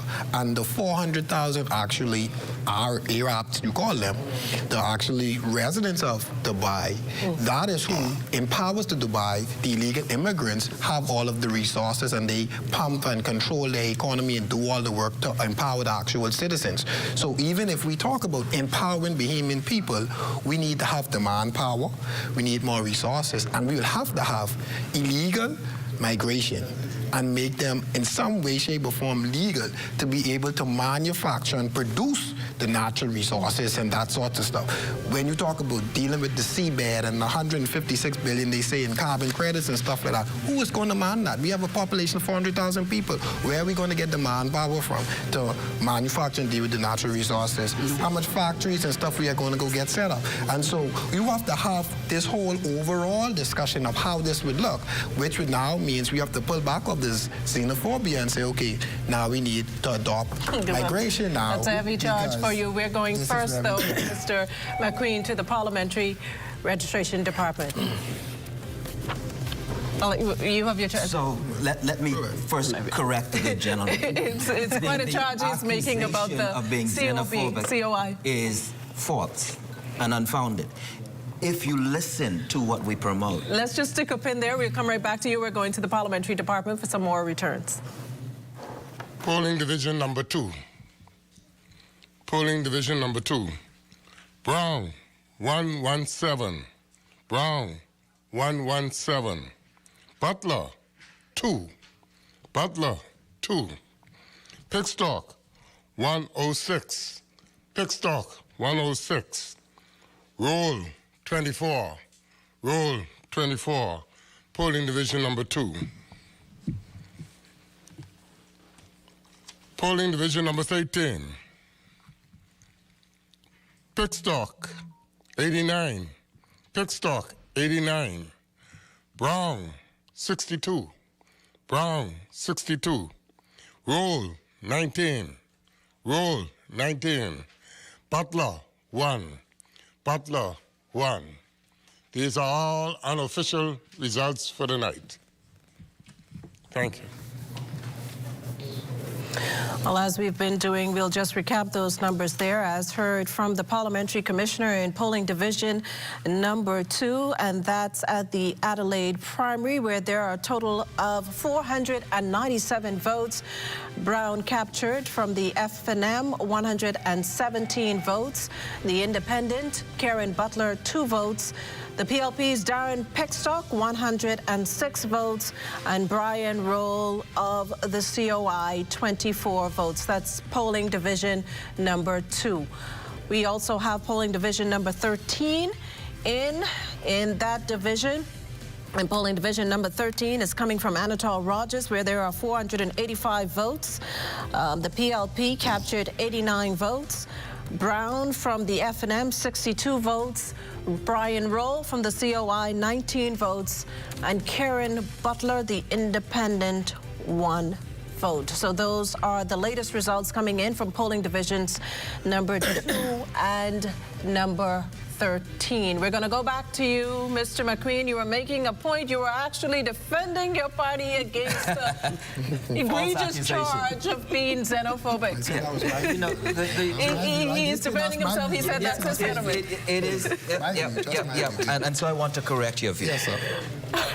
So if you pay attention to our message, you will realize that our issue is illegal immigration. We want people to come in the right way. Our leader, our party, has continually stressed that we want foreigners to come. And he said, we want them to work for us. Okay. So it's not xenophobia. We're talking about a people who deserve and have a right to be empowered to own their economy, to own the land and to benefit from all of that. And so there's no xenophobia. And I want to make that very, very, very, very clear, all right? Yeah. So when we say that we want Bahamians to own our economy, we're saying Bahamians first. Yeah. First and foremost. And that is how it should be in any land. Any country should have their people's interests first. And that's it. Just to give you an idea of how things are shaping up overall, for the PLP, there's a overall total of 740. For the FNM, a total of 700 and... I'm sorry, for the PLP, there is a total of 781. For the FNM, Brian's Roll, 740. For the COIs, the FNM's Brian Brown, that is, 740 is Brian's are getting mixed up. For the COI, Brian Roll, 158. And for Karen Butler, the Independent, 6. So we go now to our Lloyd Allen, who's standing by with the COI's leader, Lincoln Bain. Lloyd, what can you tell us? Well, Makushla, we're here tonight again at Anatole Rogers, and as those numbers have started to come in, the momentum is changing among many of the supporters out here tonight. But right now, standing with me is Lincoln Bain, the leader of the Coalition of Independents. Lincoln, tell us your thoughts about what you've seen so far unfolding after 6 p.m. Well, the numbers are speaking for themselves. the thing about elections is it's a democratic process, and people have a right to choose what they want. They can choose good governance, they can choose bad governance, they can choose more of the same or something else, but it is your right. And so the people are speaking what they want, and so that's really what it is. Now, we also have here Mr. Brian Roll, who ran for this constituency. Again, Mr. Roll, the numbers are still coming in. But what are your thoughts? You've seen most of the day you've been out here. You've seen things unfolding. What are your thoughts about today? Yes, well, again, this is a democratic process, you know, and like you said, the numbers are coming in, but it's not over as yet. And I'm still optimistic, but I will not give up. You know, this country still needs help, and the COI, we will still be here for our people. And a follow-up question, Mr. Bain, that I had as well. You know, regardless of how tonight unfolds, I'd ask some of your representatives about this as well. Tell us about your plans going into the next general elections. Do you intend to populate every constituency with a candidate?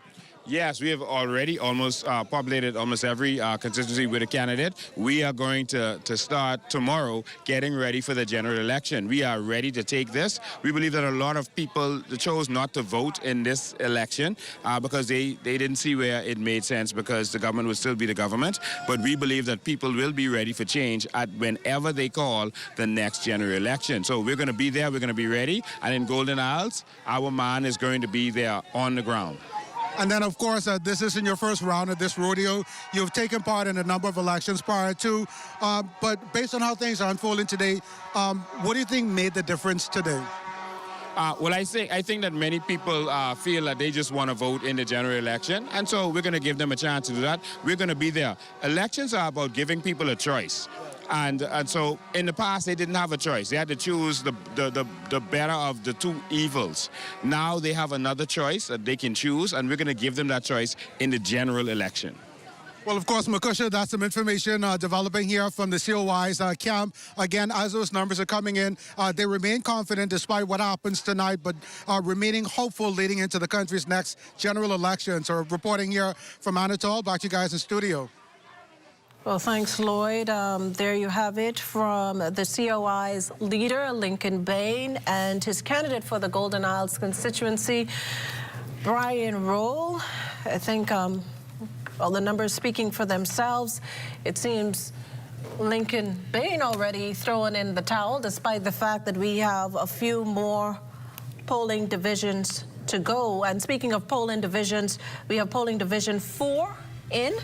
And the PLP there pulling in 100 votes, the FNM 101, the COI 34, and Karen Butler another 4 votes.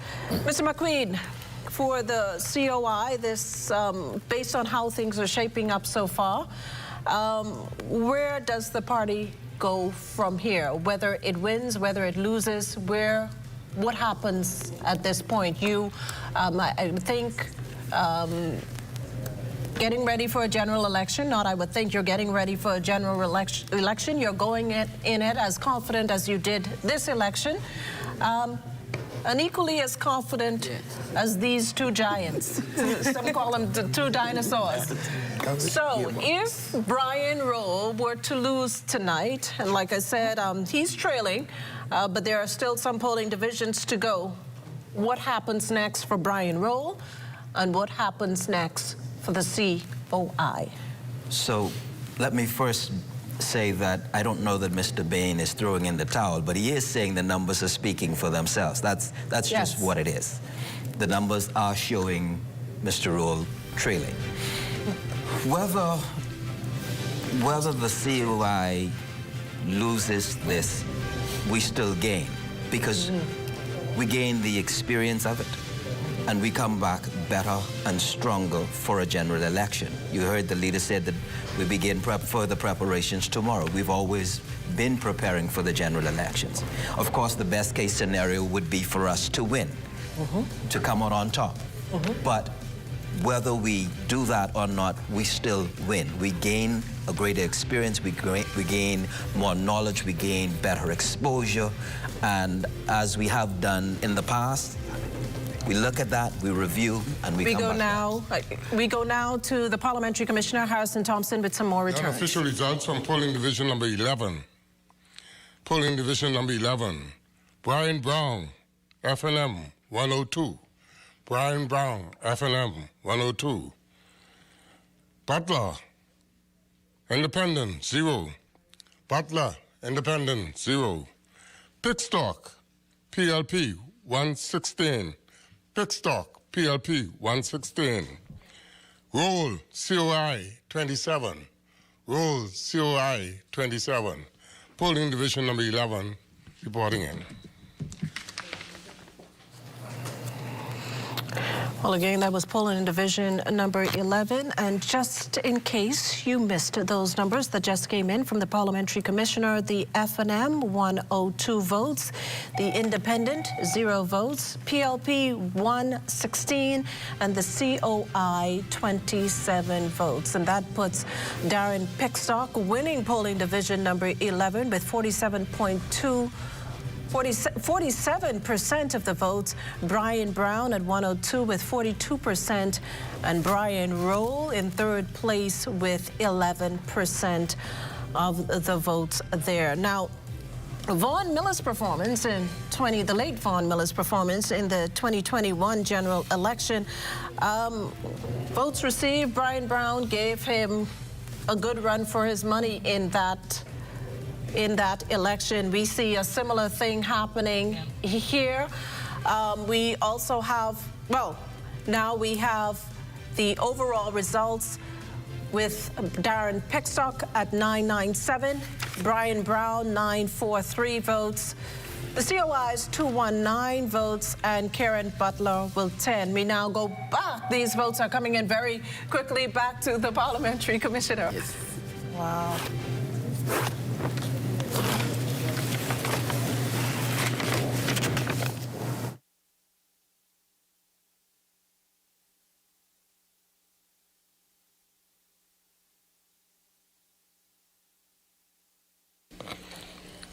Unofficial results from polling division number 1, Adelaide Primary School. Brown, FNM 140. Brown, FNM 140. Butler, Independent 2. Butler, Independent 2. Pickstock, PLP 244. Pickstock, PLP 244. Roll, COI 13. Roll, COI 13. Unofficial results from polling division number 1, Adelaide Primary School. And there you have in polling division number 1 results. The FNM's Brian Brown with 147, the independent Karen Butler with 2, the PLP's Darren Pickstock with 244, and the COI's Brian Roll with 13. We now go to our Desmond Saunders, who, as we indicated earlier, is standing by with the Free National Movement. Desmond? Well, a quiet mood here at the Free National Movement's Golden Isles headquarters. I can tell you that a number of the supporters here are just anxiously looking at these results with bated breath. I see a number of them on their phones and watching the results as they come in on television. This is a pivotal election, high-stakes election, with nearly 8,000 constituents in the Golden Isles community, and a lot has been put into the machinery of the Free National Movement to get the vote out, to get their messaging right. And I have joining me the Shadow Minister for the Free National Movement, for the Shadow Minister for Finance for the Free National Movement, Kwesi Thompson, joining me on the broadcast this evening. You've been watching the results. What are your thoughts? Well, I think right now we want to thank the public. We want to thank all of those who are Golden Isles for casting their vote. We thought today went pretty good. We thought today went smooth. Obviously, it is still early in terms of the count, and I think it is too close to call at this point. But we are watching those results. We are confident that Brian is going to do well. But we are right now just, it's pretty too close to call. But I want to say, again, we want to congratulate the public. We want to congratulate everybody from Golden Isles. We thought from this morning's event, straight through the day, we thought it went well. I want to 100% congratulate Brian. Brian did a tremendous job on the ground. He did a tremendous job getting his supporters out. And so right now we are just waiting to see what those final results will be. But it looks pretty close at this point. But right now we're just waiting to see what those final results are going to be. Let's talk a little bit about your campaign. A lot of persons have expressed concerns about the rhetoric on the Free National Movement side. Your leader bringing out some allegations about passports on the Bahamas Air flight and some other allegations. Your thoughts on that? Well, look, you have rhetoric on both sides, but tonight I think is about let us look and see what the results are going to be. Obviously, the voters in Golden Isles are going to speak. They have been speaking all day. Right now, we are waiting to get those results as to what they are going to say. And at this point, it is too close to call, but we are very hopeful. It looks good because it's close, and so we're very hopeful. We're just waiting for all of those results to come in, but we're very hopeful tonight. There was some trepidation of running a candidate in this constituency. Any regrets from what you see so far? I know it's still early in the night, but do you have any regrets? Oh, absolutely none. None whatsoever. I think Brian is a tremendous candidate. I think no matter what happens tonight, Brian really was the best candidate. He was somebody who remained on the ground, somebody who continued to work. I congratulate Brian. I congratulate his team. They did a tremendous job during this campaign. So I think there is absolutely no regrets whatsoever. The fact that this is so close really speaks volumes to the country, that this is so close. Remember, during the last election, I think Brian lost this by maybe 500, 600, 700 votes. So the fact that this is so close bodes well for the Free National Movement. And so we're going to look and see, we're going to wait and see what those final results are going to be.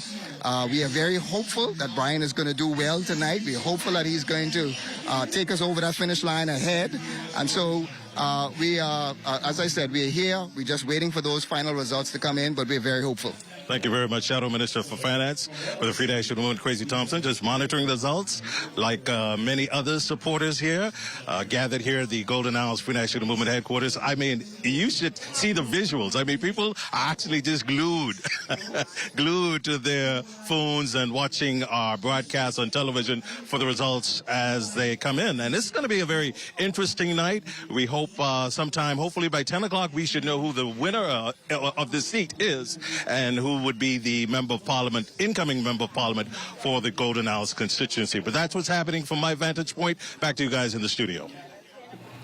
Well, thanks, Desmond. That was our Desmond Saunders there speaking with the Shadow Minister of Finance for the Free National Movement, who is also one of their sitting MPs. Golden Isles has always been, and this has been noted earlier, a swing constituency. Back and forth. We have that. If you run the numbers in 2021, Vaughn Miller received 2,471 or 50.8% of the votes. His main contender, Brian Roll, then with 37.67%. Based on how the pendulum's shifting, some would say it's now back and forth from PLP to FNM, the COI, independent. Based on how the pendulum has been shifting between the FNM and the PLP in this very constituency of 7,962 voters, that it may lean to the Free National Movement. We're not saying the numbers are saying that. We're saying how the pendulum has been shifting over elections. One of the things I want to say in regards to that is that even when you look at the numbers tonight, I don't think generally Bahamians are still so engaged in the process. I don't know if we might make the 50% quota, looking at the numbers so far for the registered voters inside the community. So that still speaks to the concept that both major parties have to really look at the plans they will be putting forward on behalf of the Bahamian people, as the voters don't seem to be that much engaged any longer. And then obviously if it stays this way, then you have the third parties that could be playing spoiler on either side of the coin going into 2026, because you see that they got some 230 some votes that will be critical in the 2026 election. And so I think leadership on both sides need to now look and analyze what it is that we need to do different, take a step back, really look at it. And that's why I think you would see the F&M transition into a more younger approach, community-driven approach, working for you approach, bringing some of the new, fresh faces to the political scene, because the Bahamian people want something different. They want to see something different from both of the major parties. And so this trend of low voting turnout is something that both parties have to focus on. You speak of what the leadership should take a look at. What about the voters in terms of what should their expectations be? We put a lot on the candidates, what they should give me, what they need to do, where they need to be. I mean, even at baby showers and funerals nowadays. But what should the voter really expect in terms of the educating our voters, be they the old voter? Well, you know, obviously, as he says, the demographics changing in regards to Bahamian voters. We are not our parents. We are doing something else. The young people are doing something entirely. But we have to look, and I had a conversation about rhetoric versus messaging. What should be happening? What should voters know? Those matters of infrastructure, capital development are the inherent work of governance. Those shouldn't be the thing that the voter determined because he paved my road, because he helped me, he come and do the funeral. How does any voter expect one candidate or one member of parliament to engage them with all of these personal matters? Those things has to be dispersed with that. The education of a voter has to be about what kind of inspiration that the candidate brings, the empowerment, whether they are stakeholders in the development of the community. And I believe that that is very important as we go forward. So when independents and third parties, the reason why we keep coming is because the messaging has to be clear that the government has failed in regards to what they're supposed to be doing. The PLP rhetoric, not rhetoric, but their messaging from 1960-something, 70, we have always known this is what is supposed to be happening. However, because they've failed it is why we stay at the table, because we have to keep their feet to the fire, not just on paving the roads and doing those kinds of activities, but bringing the right message, inspiration, empowerment, people feeling that they are part of the governance. That's why a lot of people are running out of this country. They want to feel a part of what's happening. And so this is why we keep talking, the third parties, the independents, because we want to see that and not just the road. We can't just be about things. And we can't just be about buying votes, because if a man is prepared to buy your vote, be sure he will sell you out. Ali McIntosh, Karen Butler, based on the numbers on our screen of unofficial results, we are some ways into the results. Good many polling divisions are in. She is at 12 votes. You've ran in elections. Yes. What advice would you give Karen Butler as an independent, as a woman? What advice did you give her, possibly going into this election and definitely coming out of this by-election, a precursor to a general election? To keep going. Because number one, your voice must be heard, and those things that you stand for that are important constitutional matters. You know that she's an attorney, so the matter of keeping the government's feet to the fire in regards to the law, that she should keep going. When you have age on your side, like I've told people 25 years ago, I'm going to outlast y'all. So 25 years later, I'm still here, they're gone. So when you make a commitment, you're making commitment for the country. You make a commitment of yourself for the long term. So if she can be consistent, she can be persistent in her fight, her conversation will continue to be out there, and that's why I keep doing it. I figure this is a lifetime. This is a country. We need to leave this country to our children. If we're going to do that, if only our talking, if only our words, our encouragement to the voters, to the country, putting forward, if that's the only thing that results from our presence, then we must do what we have to do. Ali McIntosh, at some point, one gets tired, whether you're a man or a woman, and you advance in the same message and only making, despite the fact that you're making progress, you're certainly only making incremental progress. So you're saying to head into, possibly still head into that general election, if only to possibly have a voice heard. Well, having a voice heard is a very big thing. I don't know why people think that messaging isn't clear. When we look at the big picture is to improve the community, to empower people, to get people to talk. I got a text a little while ago, somebody asked me who won. We sent out a reel at about 3 o'clock saying, Golden Isles voters, please come out to the poll. This gentleman say, I voted at the last, at the 11th hour.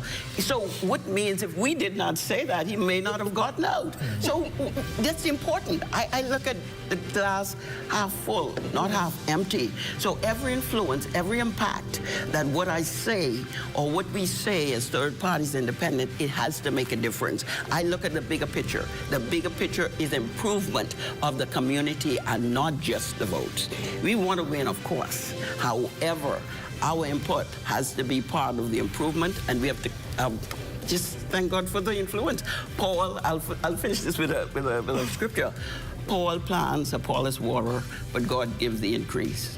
And so what your life count for is just that, the influence. Do you think as women, we still have much more to prove? Of course, women have made a tremendous progress in politics. We have quite a few women sitting in the halls of Parliament, both halls of Parliament. But do you think we're still not being taken as seriously as we should? I mean, after all, she's the only woman, independent or not, in this race. I would like to add something that is in my book, How to Reconstruct a Nation, that men governed by power and women by order. Both components are necessary for good governance. So if we're going only with the man's view or the patriarchal view of how things done, we're going to get stuck somewhere, as with the same with the woman. However, when the woman comes to the table, she comes just to fix the matters. She just comes with the order component. Can we get this done? And so sometimes that's not attractive to people who just want, like the young people say, thingsy. People who just want things. They just want this to be done. They're microwave. This is a microwave generation. But we are here so that we can bring the changes in legislation, the changes in how the society runs when it comes to women. We're still working on violence against women, legislation that actually works. We're still working on those matters where we can't have a man speak on behalf of our issue. Do we send men out to go get us pads? I mean, you know, we don't. We go ourselves. And so that is same thing as relates to governance, as relates to public policy. Women must be at the table in equal numbers as men in order for all of our issues relating not just to men, to women, and our children to be taken care of. And that is what I've advocated for the last 20 years. Equal numbers when it comes to men and women at this political table. So we got a way to go. But I do think, to your point, though, that when it comes to women in politics, we see a steady trend of more and more female aspirants coming forward, more candidates coming forward, and eventually being in the House. Now, it's obviously not something that we're going to get 50-50 probably in the next 5 years. But certainly what we can admit is that we have seen progress, right? So that's something we could commit to, and we could also congratulate all of the parties in committing, especially the Progressive Liberal Party and the current administration, the role that women play in every hall, from Parliament to the Senate, to the different chairmanship positions. Women and young people have been given a seat at the table and are excelling at the table for the last 4 years. Earlier in the broadcast, we noted that on the ground we're hearing there's a lower low voter turnout for this by-election. Do any of you think that what transpired during the advance poll perhaps left a sour taste in potential voters' mouth? I don't think that had anything to do with the turnout. Again, I just feel overall, again, Bahamian people just are becoming disillusioned with politicians. They have no faith in our leaders. And again, we have to get creative. Leadership is about getting creative and innovative to inspire the next generation of leaders, to inspire the young person to say, I want to come back home and help build my country. And so leadership just needs to look at how do we be different. And that's why I go back to saying that's why the FNM has taken an approach. We're going to people who serve their communities, who has a track record in community service, who has a heart for the people, who's going to represent them in 2026 and beyond. And that's why we're shifting the focus. I'd like to say that, in agreement with your point, that women have been excelling, and I think that we probably don't acknowledge enough the great strides that women in our country have made, especially with comparisons in contrast to other nations. Our women they serve amongst the highest echelons, if I could say it that way. And they've done so before many other nations. I agree with you in terms of how people see politicians. There is this disillusionment, this distrust of politicians. You all say the same thing, and the COI says, well, we don't, and we won't do the same thing. But there is that. And historically, by-elections have given low voter turnouts. And I think, too, that it may well be that people realize also that no matter who wins this by-election, it doesn't change the government until a general election is called. And so it may well be that people are holding out for the general election as opposed to being all in on this. And so there's that to consider. And so with regard to Brian Roll, I would say to him to continue to go forth as well. We're going to continue engaging the people. The COI has seen a tremendous increase in support, in engagement with our approach to community, with our lives that we do, and we've taken our lives not just in studio, but we've taken it out, and we're actually meeting with people and giving people an opportunity to speak with us, and the question is something no other political party has done. And so we're going to continue that engagement because we know that is impactful, and that's what we're saying. That's what I would say to Brian Roll, to continue on in doing that. The narratives and the margins coming out of today's election mean a lot. It means a lot for each party and for the independent as well. It's the first major electoral sign of the political mood of the country going into what we will go into next year and what voters think of the Prime Minister ultimately. What then does this mean for each of your party and the independent? We'll start with you. Well, I mean, to me, when you look at the numbers, it's pretty close. It's a tight race. So obviously this tells us that it's going to be neck and neck with the PLP in the general election. I still think, for me, in my view, it's too close to call. I want it to be wider side win for the FNM to really see the ground that we're making. But nonetheless, it's a close race, so obviously we have some tightening up and buckling up to do heading into 2026. And again, it's just important that we reach the voters where they are. We get into the minds, especially of the young voters and the young people, sharing a vision for them for their future and building what really lies ahead. And so it's just, like you say, a litmus test in our view to see where we really at, what's really going on, and then we go back to the drawing board and continue to blaze the fire as we press along. Before we get the PLP's views on this, you note something that is a widespread sentiment in terms of a litmus test for the Free National Movement. Your leader has said this is not a test in terms of his leadership. Correct. Has it been discussed, and I know you can only probably reveal so much of anything at all, what will happen if you lose this by-election? Why isn't this seen as a reflection of his leadership if he were to win or lose? And I would think that if he were to win, I'm a good leader, rah, rah, rah.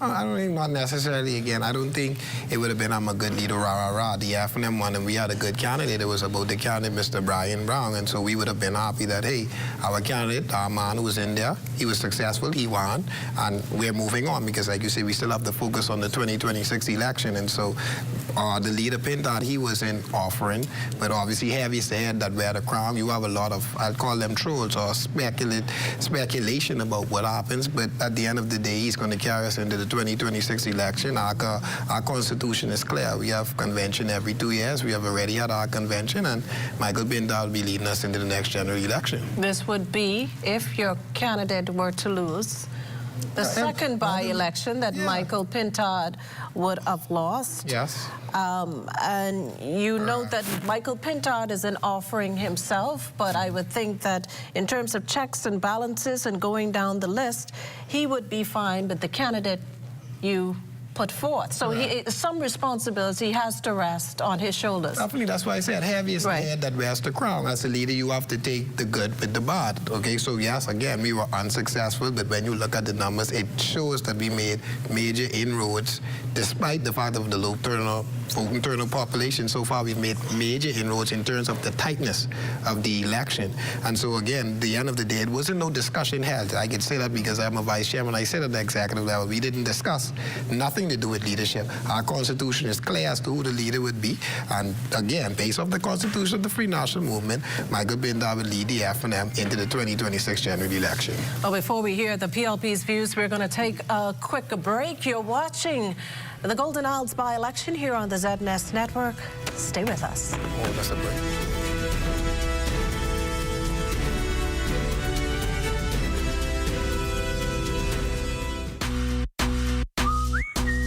Honey barbecue, sweet and spicy on noon. Signature hot wings. What's your flavor? Roasted garlic parmesan, tastes so good, chicken. Those pepper wings. Now available at Popeyes in Nassau.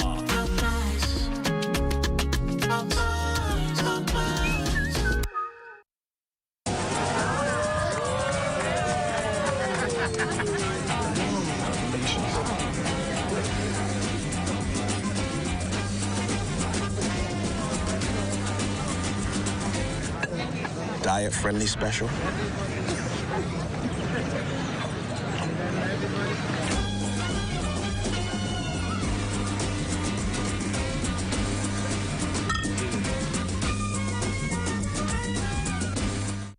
In 2023, over 9 million visitors came to the Bahamas, the region's leading tourism destination.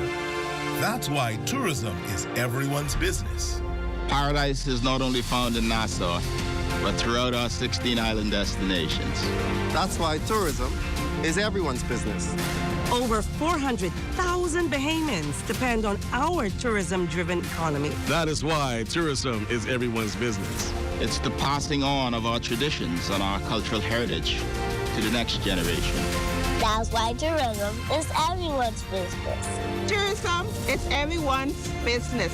From the straw we plant, to exploring our Bahama blues, to experiencing the greatest show on earth. No matter who you are, we all have a part to play in our tourism industry. This is our country. These are our islands. This is our home. That's why tourism is everyone's business. Bang ding.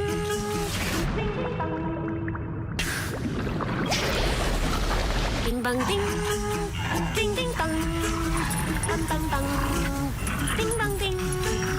Ding bang ding. Ding ding bang. Bang bang bang. Ding bang ding. Ding bang ding.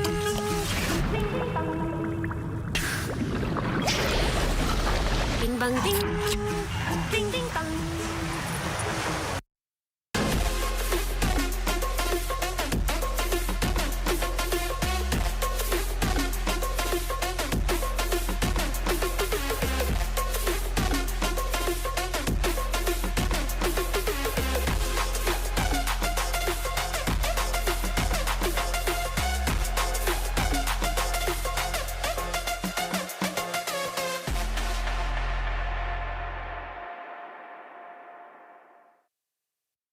got termites and need to get rid of them fast, trust Rentokil Initial. With over 60 years experience in the Bahamas, the global brand, training, and expertise can't be beat. Only Rentokil Initial gives you a 3-year warranty and payment plan options on termite fumigation.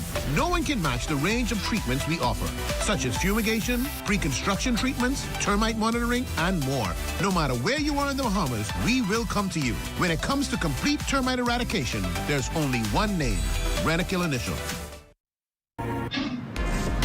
Every day, feel more. Bold. Strong. Emotional. Free. Joyful. Feel everything. Feel it all. Myself, the Eau de Parfum, and the new Absolute, Yves Saint Laurent. Available at Lorix Duty Free, Bay and Parliament, Old Fort Bay, Marathon Mall and Palmdale. We're BAF Financial. We're BAF General and Health Insurance. Welcome to the beautiful Cayman Islands. Come on in to Cash and Go. Need technical support? We are BFG Services. BAF Global. Global reach, local care.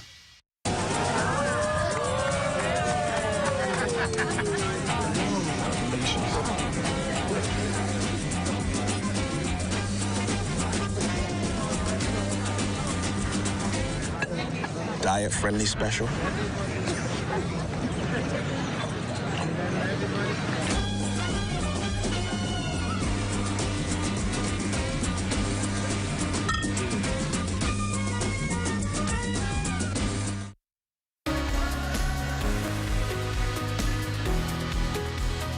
Hi, I'm Brent, Vice President of Retail and Sales here at CBS Bahamas in the Southwest Plaza on Carmichael Road.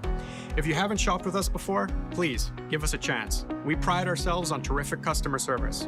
Our store is clean, large, we have thousands of products, we're open 7 days a week, and we have a nice, wide, spacious, comfortable layout for you to enjoy. Visit us in the Southwest Plaza on Carmichael Road or shop online at cbsbahamas.com.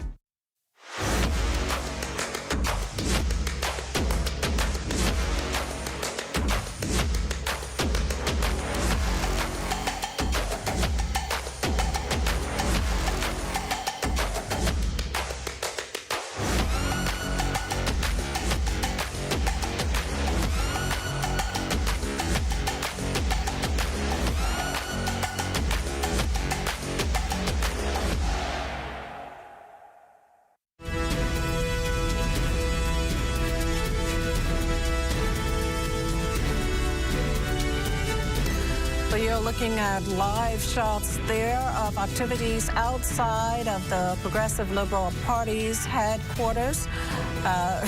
It seems like celebration already in order, but we will stress that there are still a number of polls. The results of still a number of polls to come in.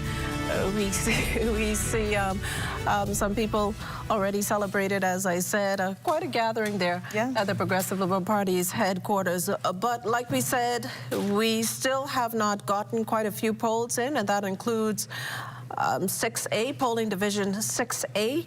That's one of the larger polling divisions with a total number of 497 registered voters. We are also waiting on polling division number 8 with 535 registered voters, as well as 10, that's another big one, with 529 registered voters, as well as 14B, and that's with 341 registered voters. And then we still have a 6A.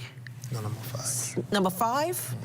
We still have number 5, another big one with 528 voters. So while the votes are coming in very, very quickly, following the closure of the polls, 2 hours and 9 minutes in, according to my clock, we still have just a few more ways to go. Before we took the break, Tamar, we were talking about what this means for the PLP, what this means for each of the respective parties.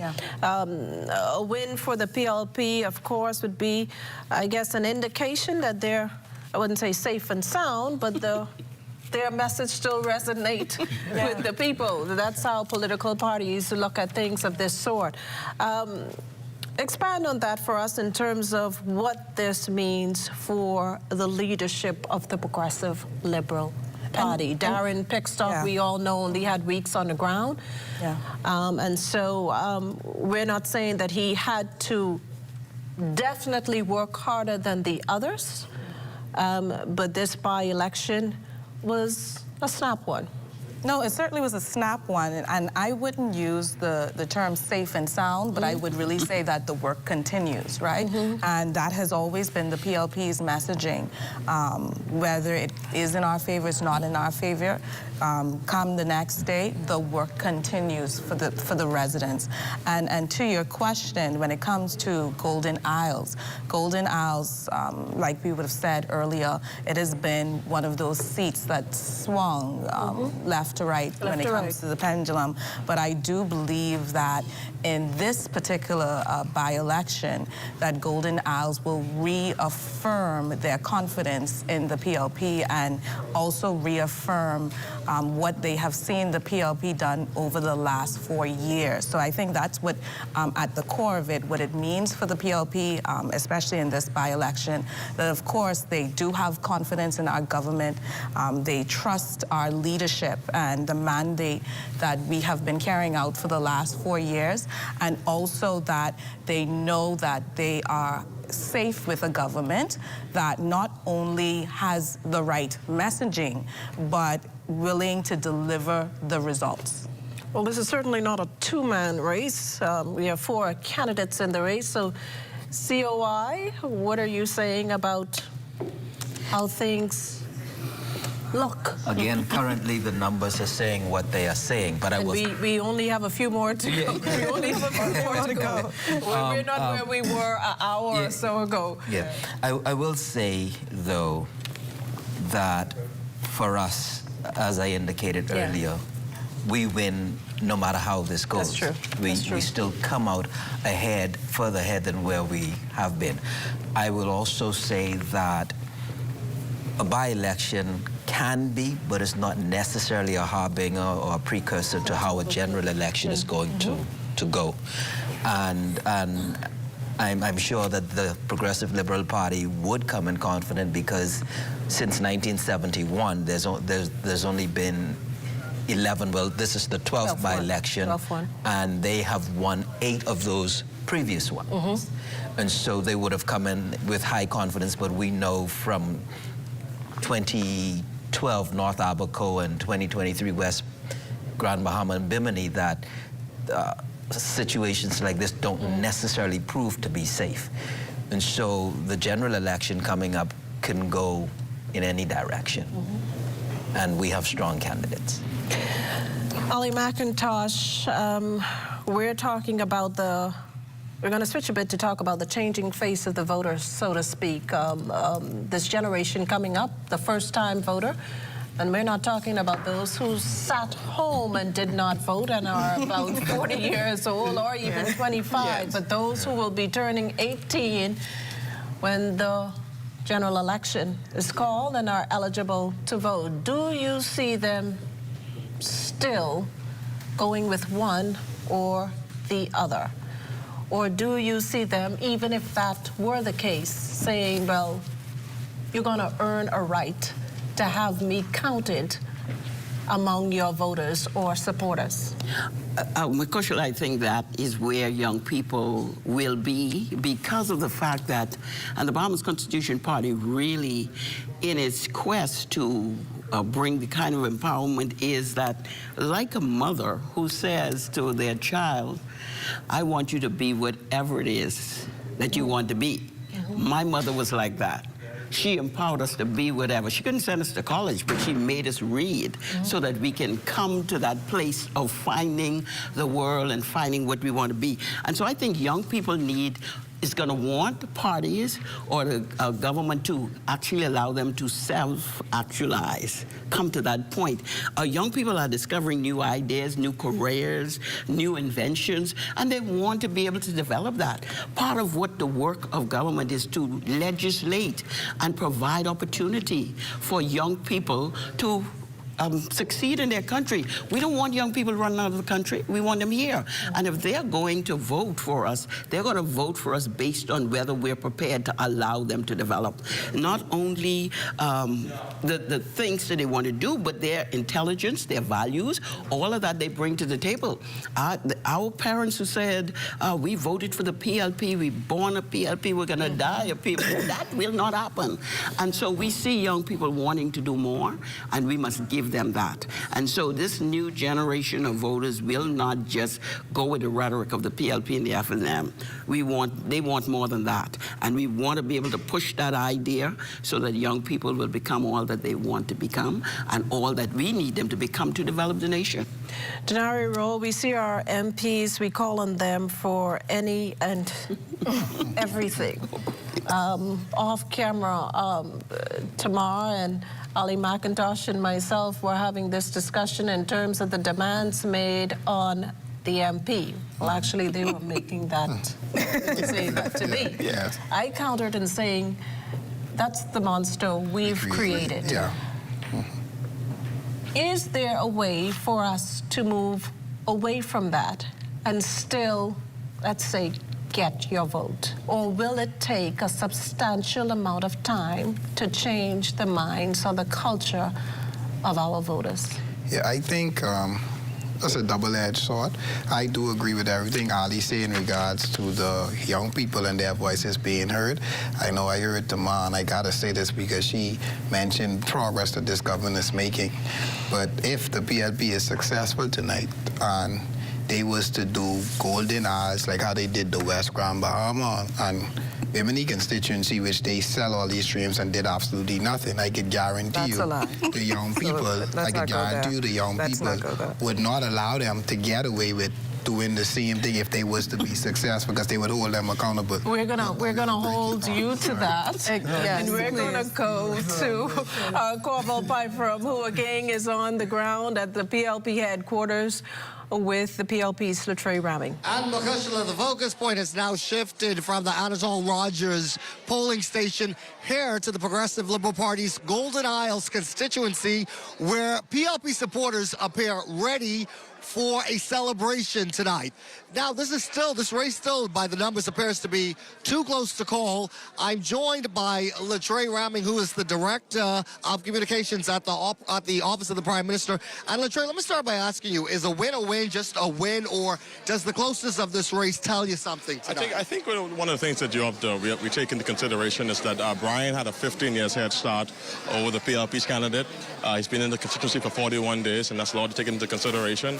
But we will take the will of the people for what it is. I think that any indication of the people standing behind the party, if it's successful tonight, is encouraging for us.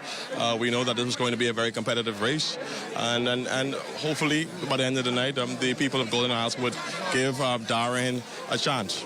Some seem to think that there were some attempts to, I guess, cast a shadow on the integrity of these elections. Do you think that may have dissuaded some voters? Because we saw a lower than usual turnout today. I think I think it's a lot to take into consideration. You know, a lot of persons feel like the outcome of the race wouldn't have changed, that the PLP would have been successful. But at the end of the day, political parties have the responsibility of getting out their vote.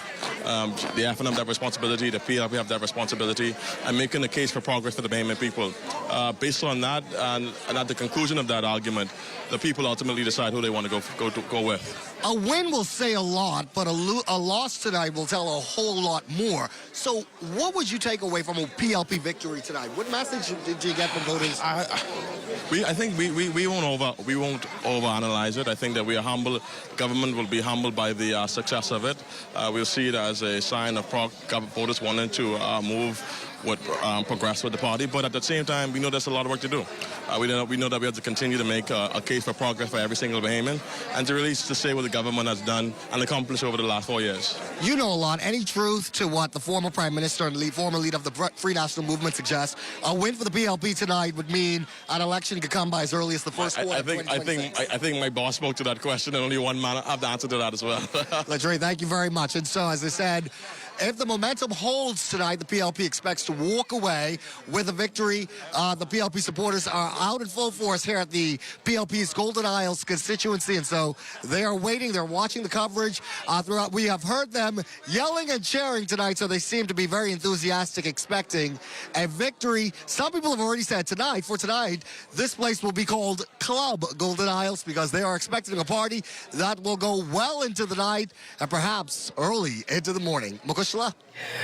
Well, thanks, Corvell. Well, as you just heard, the mood, though, has shifted from one of celebration to one of, I would say, cautious optimism for the Progressive Liberal Party. Wow. They acknowledge that the race is too close to call at this point. They only see the race at this point, though, between themselves and the Free National Movement. As you see on the screen, in polling division number 1, which came in earlier, you have Darren Pickstock with 244 of the votes there. Brian Brown with 140, Brian Roll of the COI with 13, and Karen Butler with 2 votes. And polling division number 1, which is at the Adelaide primary, has a total number of 334 registered voters. In polling division number 2, Darren Pickstock walked away with 106 votes, Brian Brown 117, Brian Roll 24, Karen Butler 2.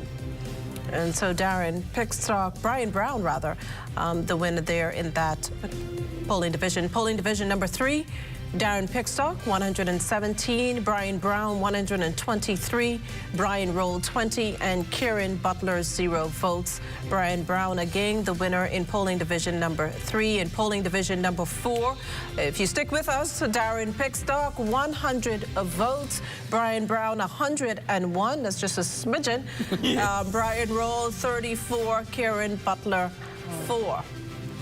And the polling division number 6, we have Darren Pickstock with 72 votes, Brian Brown 92 votes, Brian Roll 30, and Karen Butler 0 votes. Polling division number 7, Darren Pickstock with 89 votes, Brian Brown with 96 votes, Brian Roll 16, and again Karen Brown with 0 votes. Polling Karen Butler, I'm sorry. I'm going at the speed of lightning. Polling division number 9, Darren Pickstock at 98, Brian Brown with 68, Brian Roll with 16, and Karen Butler with 1. This is exactly why I have you guys here to keep me in check and not the other way around. Polling division number 11, Darren Pickstock with 116 votes, Brian Brown 102, Brian Roll 27, Karen Butler 0 votes. Polling division number 12, and we remind you that there are 14 polling divisions. Darren Pickstock 88, Brian Brown 122, Brian Roll 22, and Karen Butler 1. Number 13, polling division number 13. Darren Pickstock with 89, that's 52% of the votes. Brian Brown with 62 votes. Brian Roll 19, and Karen Butler picks up another 1 there. Polling division number 14. And 14 is A and B, but this is total amount with Darren Pickstock with 122 votes, Brian Brown 60 votes, Brian Roll 11, and Karen Butler 1 vote. Overall, then, again, we're looking at the numbers, and for those of you keeping score, and I'm sure many of you are, as are our panelists here tonight, they're writing feverishly. If you, we have Darren Pickstock with 1,241 votes, and Brian Brown of the FNM with 1,083 votes, Brian Roll of the COI with 232 votes, and Karen Butler, who's an independent, with 12 votes. So that's how the votes are coming in at this time. That's how it's shaping up. Darren Pickstock with a lead over his 3 contenders, and that's the FNM the COI, and the Independent. We now go to the Parliamentary Registration Department, where we hear from the Parliamentary Commissioner, Harrison Thompson. From polling division number 9A. 9A. Brown, FNM, 77. Brown, FNM, 77. Butler, Independent, 0. Butler, Independent, 0. Pickstock, PLP, 128. Pickstock, PLP, 128. Roll, COI, 12. Roll, COI, 12. That's polling division number 9A. Polling division number 4. Brown, 101. Brown, FNM, 101. Butler, Independent, 4. Butler, Independent, 4. Pickstock, PLP, 100. Pickstock, PLP, 100. Roll, COI, 34. Roll, COI, 34. Data and official results from polling division 4 and 9A. Thank you.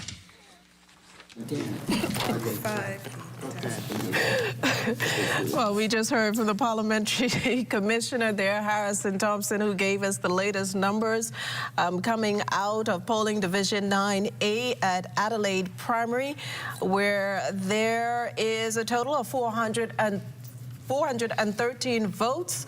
Of that number, 77 went to the FNM's Brian Brown. The Independent, Karen Butler, captured 0 votes. The PLP in polling division number 9A captured 128 votes. And the COI, 12 votes. And as we indicated earlier in the broadcast, due to the size of this constituency, the largest in the country, 3 polling divisions were divided into 2, 9A and B, 6A and B, and 14A and B. So we're still running a very tight race. We also heard the Parliamentary Commissioner gave numbers for polling division number 4. We, of course, have already called those numbers. The FNM, just to recap for you, at 101, the Independent at 4, the PLP at 100, and the COI at 34. Like I said, a very tight race. Did any of you see the race being this tight between the 2 major parties? You know, sometimes we go into these elections saying it's going to be a landslide, it's going to be a clean sweep. Did you foresee this? I believe, well, I foresee that there would have been tight between the PLP and the FNM because of the fact that Brian Brown's track record on the ground. And that is important. He lives in the community, he's been doing stuff, he's never left. That has always been the messaging from the FNM. Pickstock coming, although he is the government's candidate, he's coming almost new. And then he's not as known nationally. Possibly that was a disadvantage in some case, and although we think sometimes these little things is not going to affect, but sometimes it does affect that. But I did perceive that it would be close because the public purse versus the more familiar candidate on the ground. You know that you make an observation that Brian Brown lives in the community. But so does Karen Butler, so does Brian Roll. You also make the point that Darren Pickstock is not known nationally, but Darren Pickstock came from the Senate. He served a few years in the Senate. Just recently, he has upped his profile, I would say, in taking on causes like suicide prevention. In some quarters, he's well known as the chairman of BAIC. So realistically, he has a higher profile than any of the other candidates. Yeah. For the people in the area, if Brian Brown, and I'm understanding that Mr. Pickstock does have access to the public purse because of what it is, but he does have some of the with the propaganda, and I wouldn't call it propaganda because we have people still talking about the Golden Yoke program, the failure of that. So that would be a point. People look at all of those things when you come to the point of making a decision. So, but he's not. Some people are still saying who was Darren Pickstock before the election. Some people never knew who he was. A lot of persons in the Senate you don't know. Some people, even members of Parliament, you're still wondering who was that. Well, we go now to, I'm sorry, we go now to the Deputy Prime Minister and the MP for Ragged Island and the Exumas, the Honourable Chester Cooper, who's standing by with our Corval Pyfrom at the PLP's headquarters. Corval? It is a groundswell of PLP supporters here at the party's Golden Isles constituency headquarters. Joining me is the party's deputy leader, Deputy Prime Minister, the Honourable I. Chester Cooper. Deputy Prime Minister, you seem to believe things are looking well for the party. It's looking well. We're still looking forward to the final result. But I think the reality is that we're in a good place. How does the party interpret a victory tonight, if it in fact holds that way? Well, a win is a win. And we've started the process of working for the people of Golden Isles. We promised them that we will continue to work for them. This is about progress. This isn't about us. It's about the people of Golden Isles. And we promised them that we will continue to deliver for them. We've started great work over the last 4 weeks. And we plan to keep that going. We saw overgrown trees, potholes, and flooding, and roads, etc. But most of all, we promised the people of Golden Isles respect and connection and being present. And Darren Pickstock is committed to doing just that. Deputy Prime Minister, any concern at all that this did not or does not appear to have been a runaway victory? No, I think democracy always prevails. And the reality of it is that, you know, when the people speak, that's the answer. And should we prevail when the final results come in? That is the answer. So I think there's no need to debate whether it's a runaway or whether it's a close race. The reality Official is results from polling division 14B. 14B, Anatole Rogers. Brown, FNM, 46. Brown, FNM, 46. Butler, Independent, 0. Butler, Independent, 0. Pickstock, PLP, 86.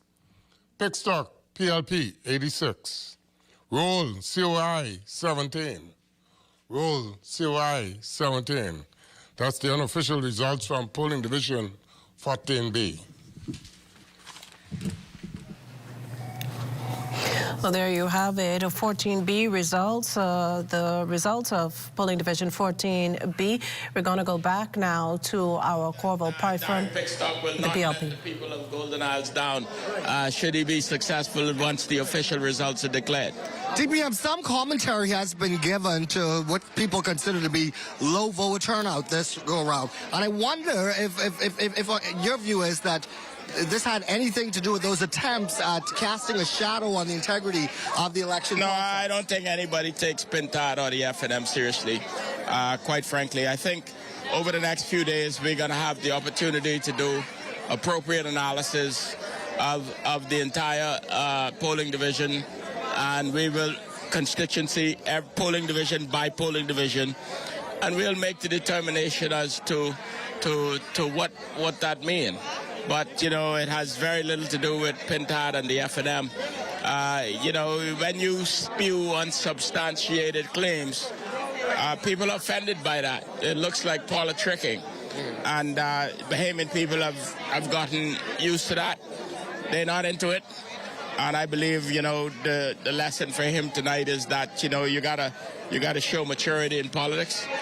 And, you know, you gotta protect the sanctity of democracy and the reputation of the country.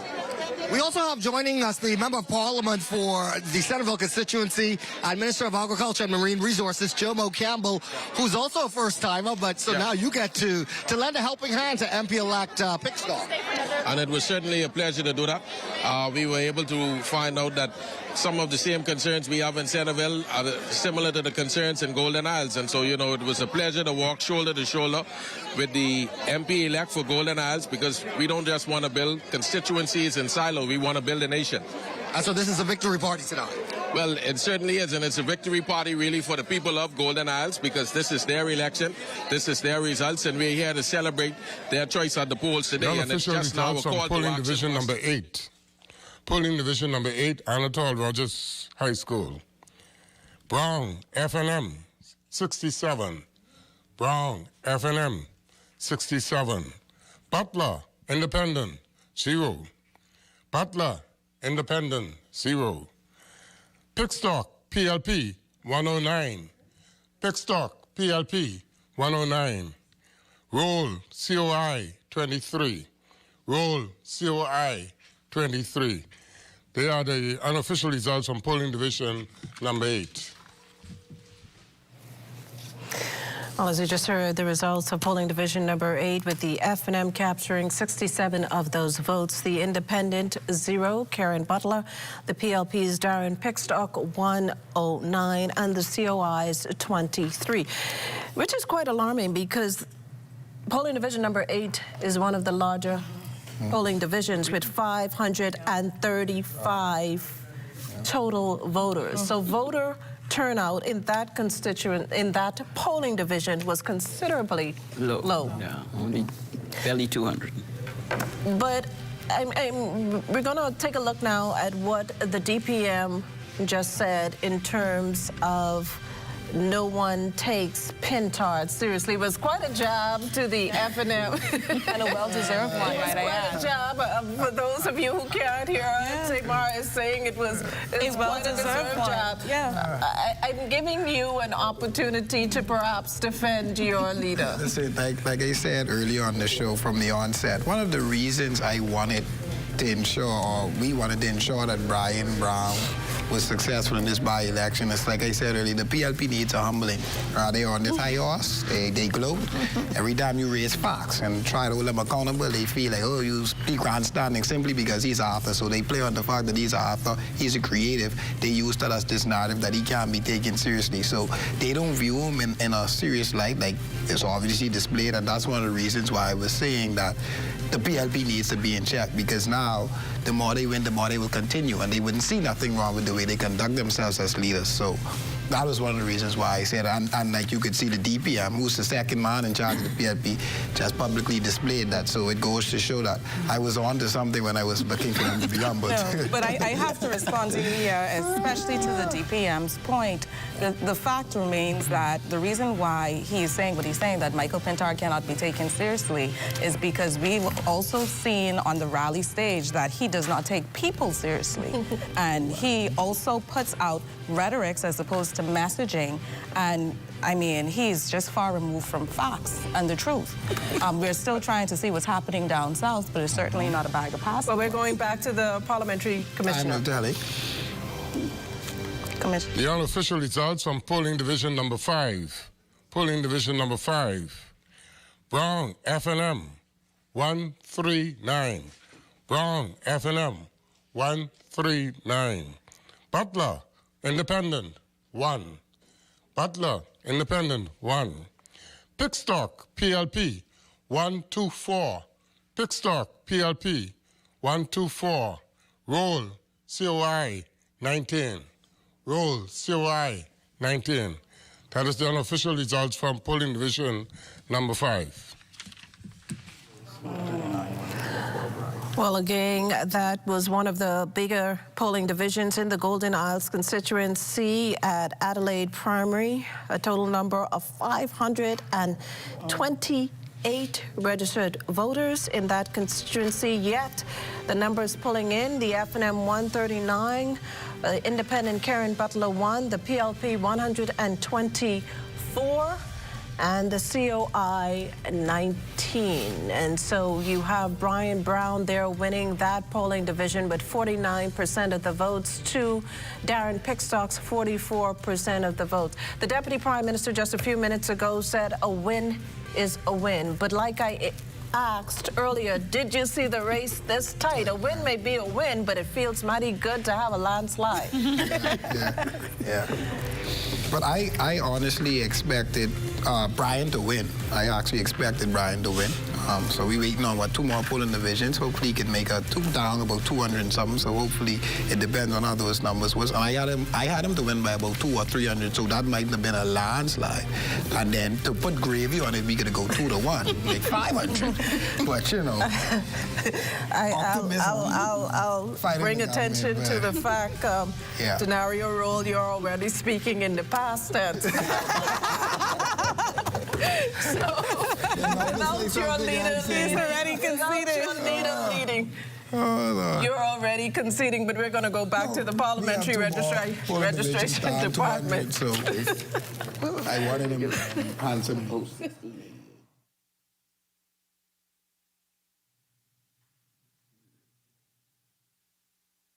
While we're waiting to go back to the parliamentary registration department for more.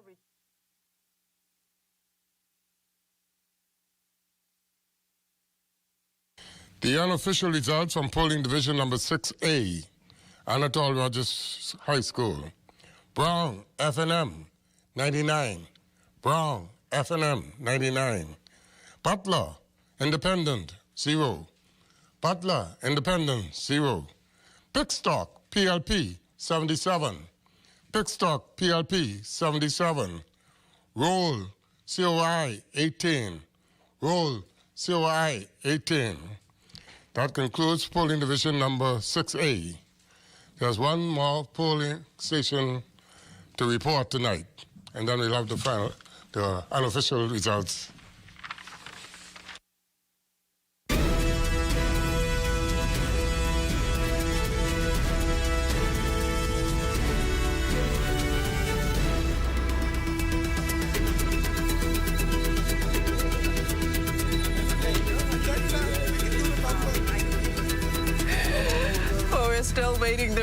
We're still waiting the results of one more polling division, but our projection here at the Broadcasting Corporation ZNS News Network, our projection is that the unofficial winner for the Golden Isles constituency is former Senator Darren Pickstock. Now, you just heard a few minutes ago that the FNM brought in another 99 votes, Butler 0, and that's the independent Pickstock, and that would be Darren Pickstock from the PLP 77 and Brian Rowe from the COI 18.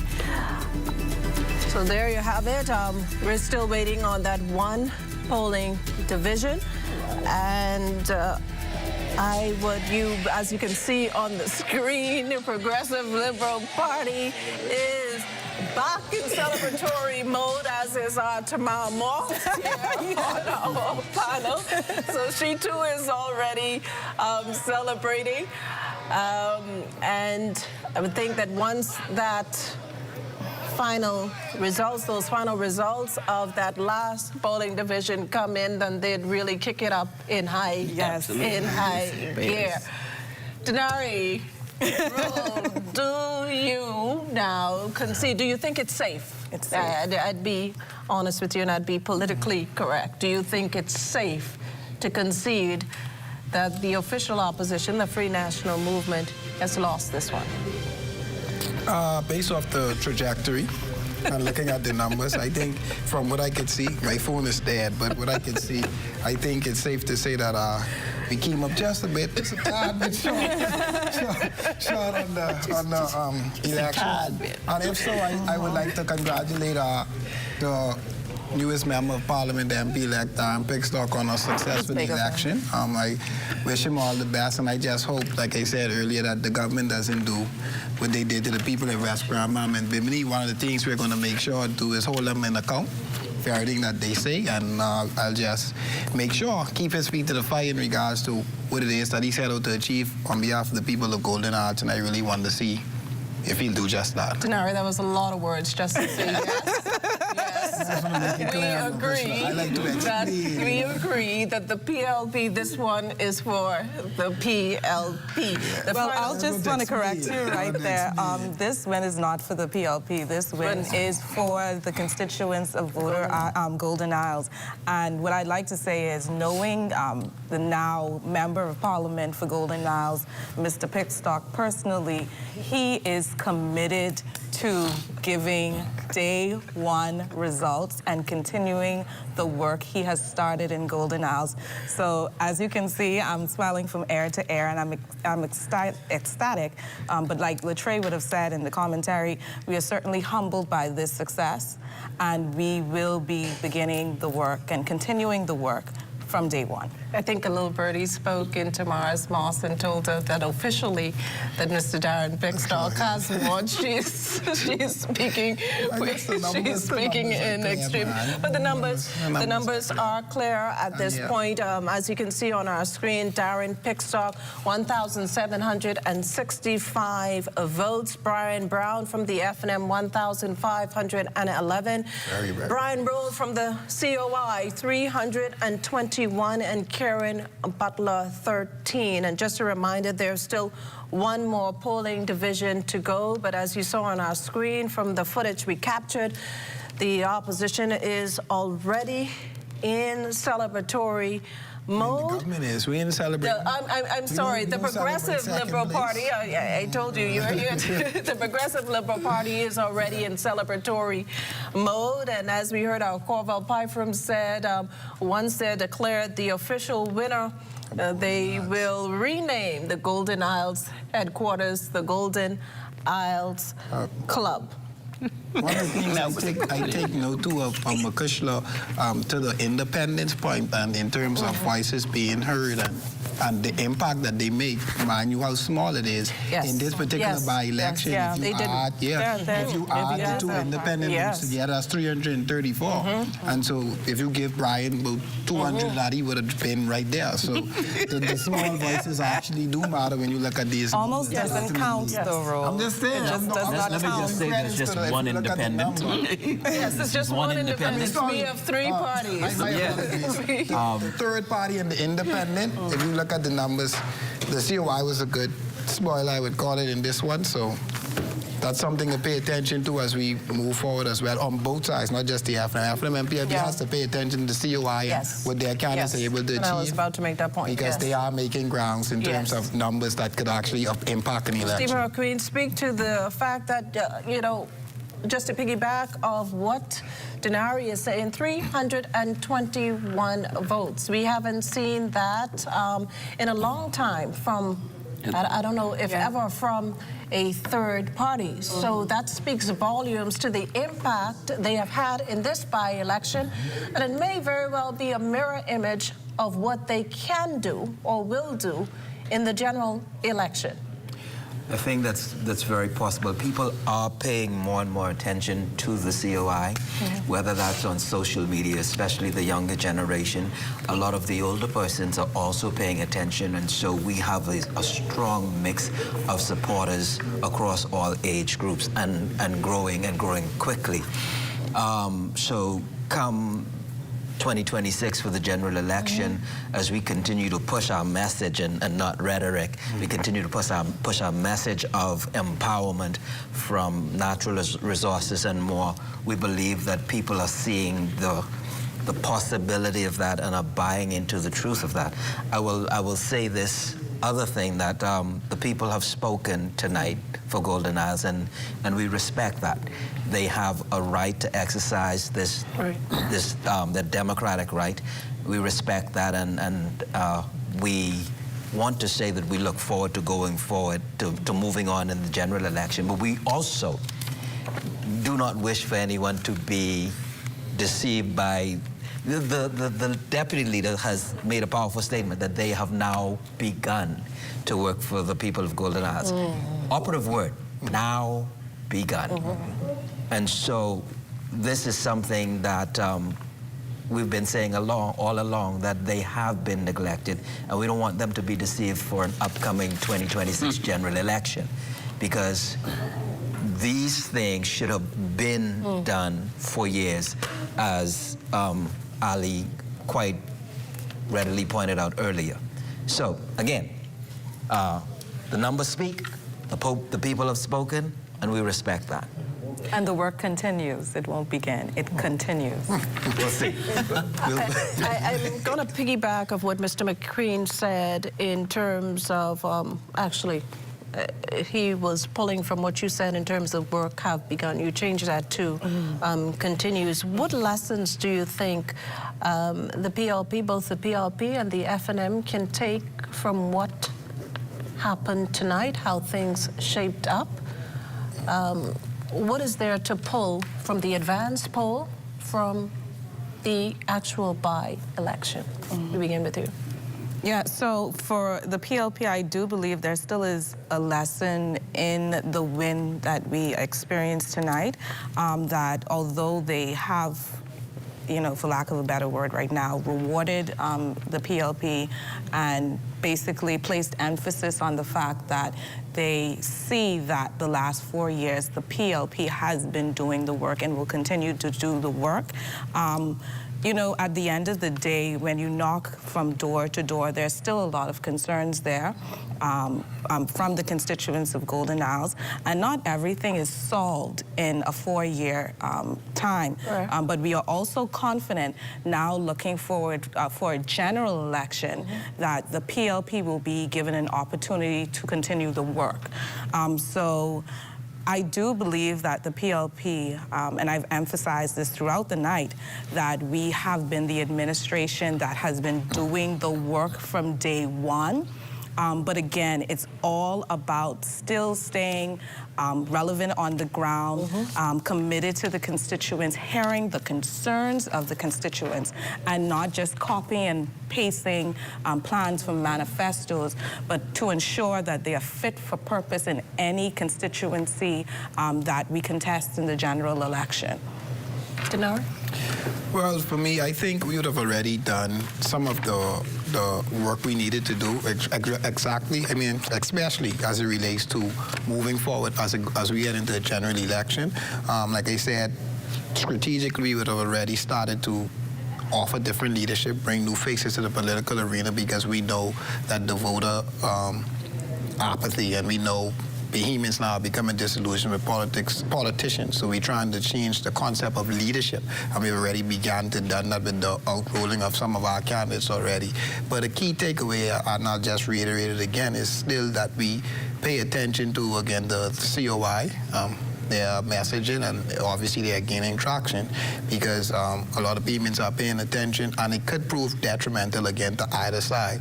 And so you would want to ensure that your messaging and our messaging with our new leaders reaches the Bahamian public, reaches the young people, and we show them we are really going to work for them. I think our manifesto is going to show that. I think some of the plans and things that we've been planning for, again, 2 to 3 years now is going to prove that. And so well, before we get to you, Ms. Ali McIntosh, we see here on the screen with holding the mic, flanked by reporters as well as party supporters, and Darren Pickstock, Golden Isles candidate, as well as wife of the Prime Minister. We see it seems like some preparation is being made for the Prime Minister to speak, perhaps. Just perhaps. It's a victory speech. We see him speaking right now, and I'm sure our news team that's on the ground will bring that to us as soon as possible. Okay, well, there we go.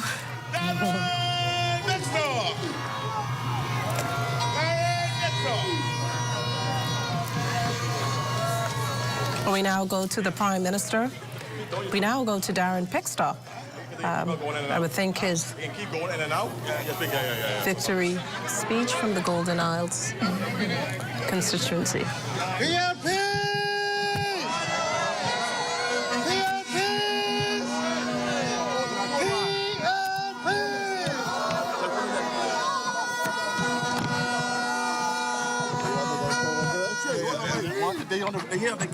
In all things, I give God complete thanks, all the praise and all the honor. But tonight, PLPs, I want to hear you. I want to hear you. When I say PLPs, I want you to respond to me like you have energy. PLPs!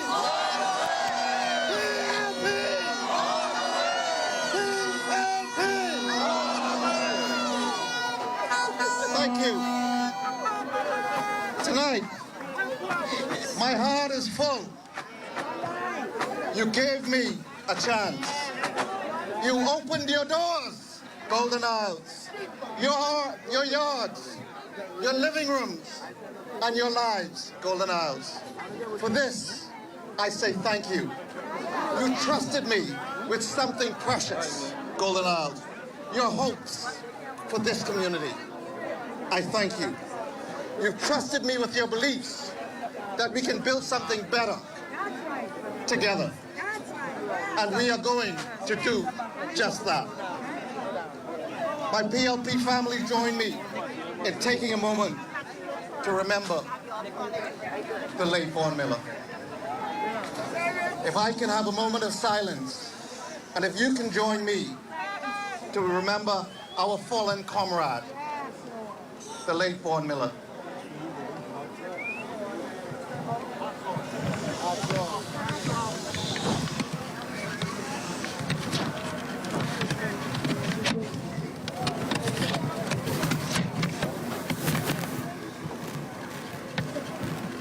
His loss is still felt here in Golden Isles, and I honor the time he spent serving this very community and the people who knew him very well.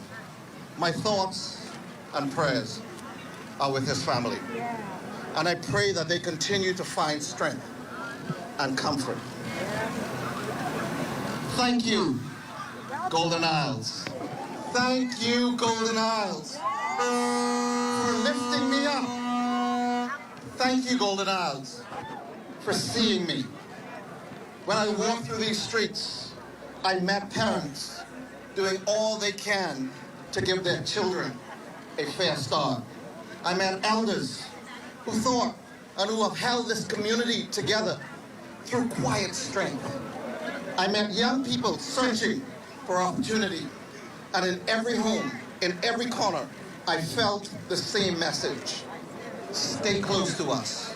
That is what they said to me. Stay close to us, Darren Pickstock. Work with us. Stand with us. And I promise you that that is exactly what I will do. Tonight, I also want to thank the PLP family. You surrounded me with strength. You supported me, you encouraged me, and you stood with me through every step of this by-election. You walked shoulder to shoulder with me in the sun and the rain. You defended the message.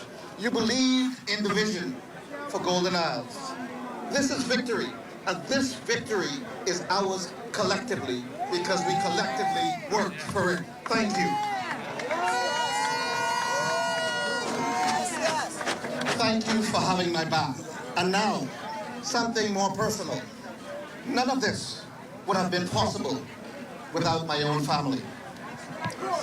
To my wife, who's standing here, thank you for your quiet strength, your love, your patience. You held our home together while I walked these long days. You reminded me why service matters. Everything I do with you in mind. Thank you. To my beautiful children who are here with me, thank you so much. You pushed me to be better. You reminded me that every family in Golden Isle wants, the same thing I want for you: safety, opportunity, and a future filled with promise. Thank you. To my mother and my father, thank you for raising me to believe in hard work. Thank you for teaching me to keep my word. Thank you for teaching me to keep my word and to stay humble.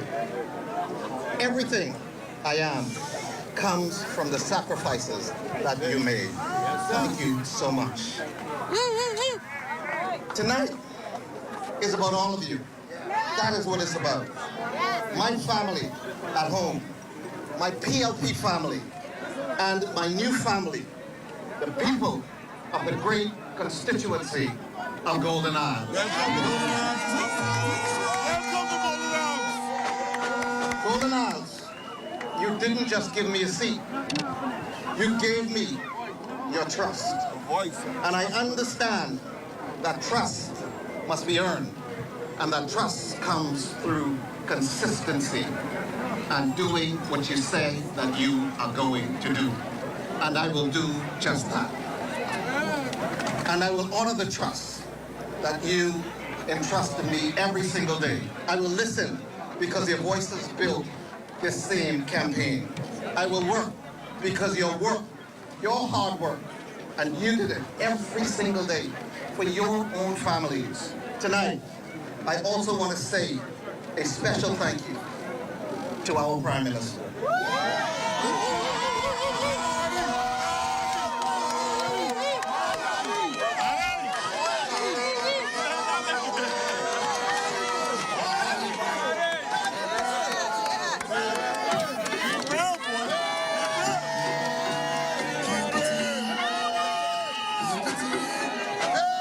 They call him Daddy.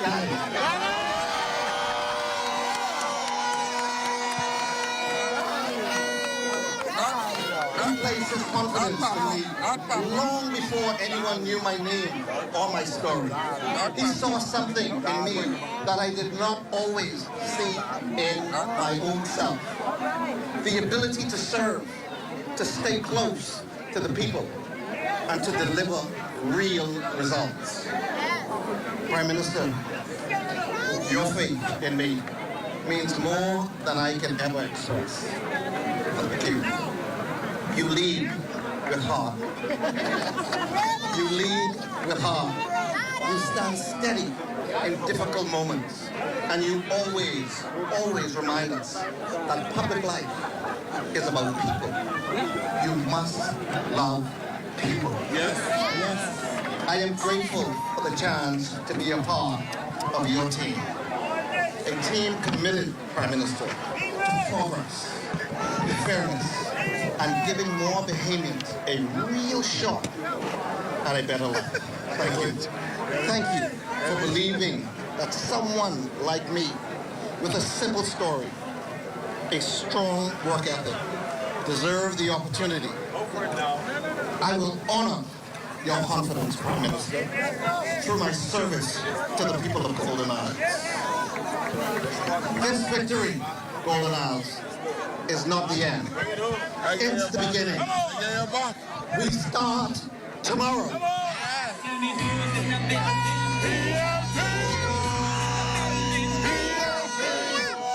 Golden Isles, we start with clear eyes and steady hands. We build together. We solve problems together. We bring progress into every home, every street, and every neighborhood in Golden Isles. Golden Isles, I want to say thank you. Thank you from the bottom of my heart, from my family to yours. We say thank you. Thank you for everyone who contributed to this campaign, this national campaign that was led by Jerome Fitzgerald. And also, Jerome, thank you so very much for all that you have done. Thank you. And I thank all of the team who did so much to help me through this campaign. And to Kevin Simmons, we thank you too. I also want to say thank you for co-chairing this campaign. Thank you very much. Thank you, Golden Isles, for giving me this chance. Now let's get to work.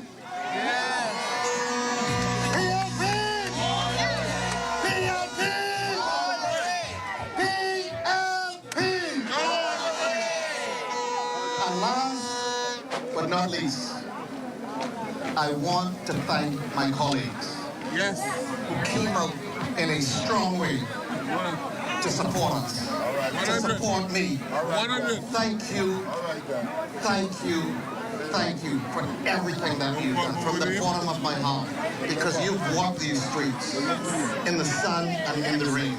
We thank you. PLP!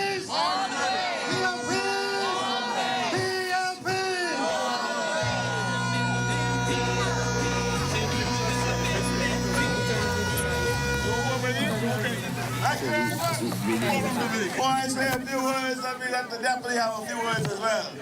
So that had 40 division, I became through. PLP, Golden Isles, we thank you. We love you. We will continue to put in the work. We will commit to the promises we've made to you.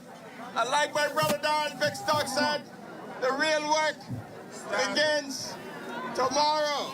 PLP! PLP! PLP! Now we'll hear from our illustrious Prime Minister, the Honorable Philip Edward Praise Davis!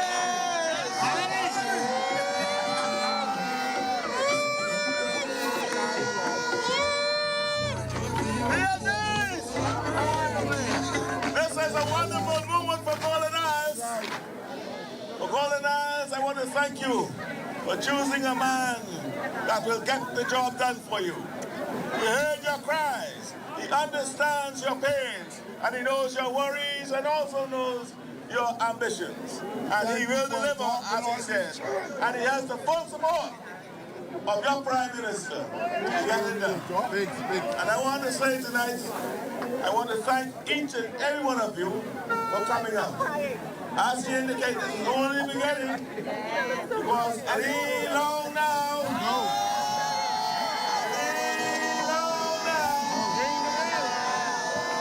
You know that gospel song that says you're winning? You're winning? You're winning? Are you ready to win? We've demonstrated that once the PLP start rolling and being together, we are an unstoppable machine. It was demonstrated right here in Golden Isles.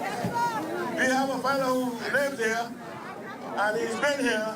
He's been here for 15 years. And we have to overcome that. And that tells you, let us all know that once we come together and be together and have that machine rolling out, who can be us? Nothing. We are unstoppable. Always believe that and remember that. And so colleagues and PLPs, as we prepare ourselves for the next step, I ain't bring the bell out yet. Those who will see the bell coming out. But as we prepare for the next step, let us go back to our constituencies and start our work. We must take nothing for granted. This seat was not easy, but nothing that what you really want with having comes easy. We expected that, and I accepted that. And so we did not stumble, we did not buckle, we just pushed ahead and did what we had to do. And for that, I want to thank Jerome Fitzgerald and Kevin Simmons, who were the co-coordinators for this campaign, with Fitzgerald leading the charge on the ground.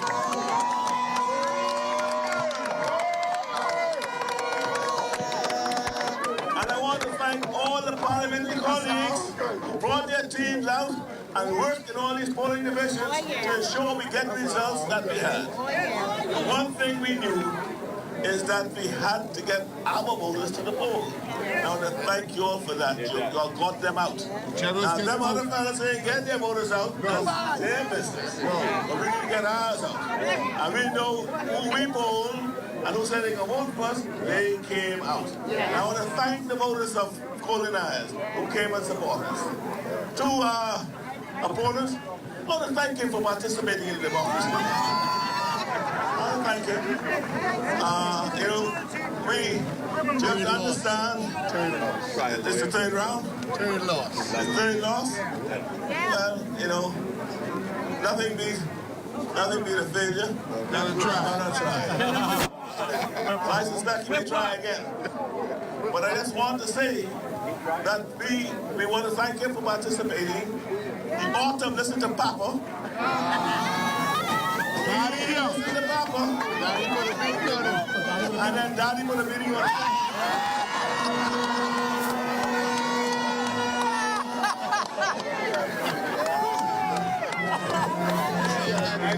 And lastly, that is to listen to Papa. Right? Because you know Daddy could do or won't do. And so, I want to say to all of us here, we are progressive.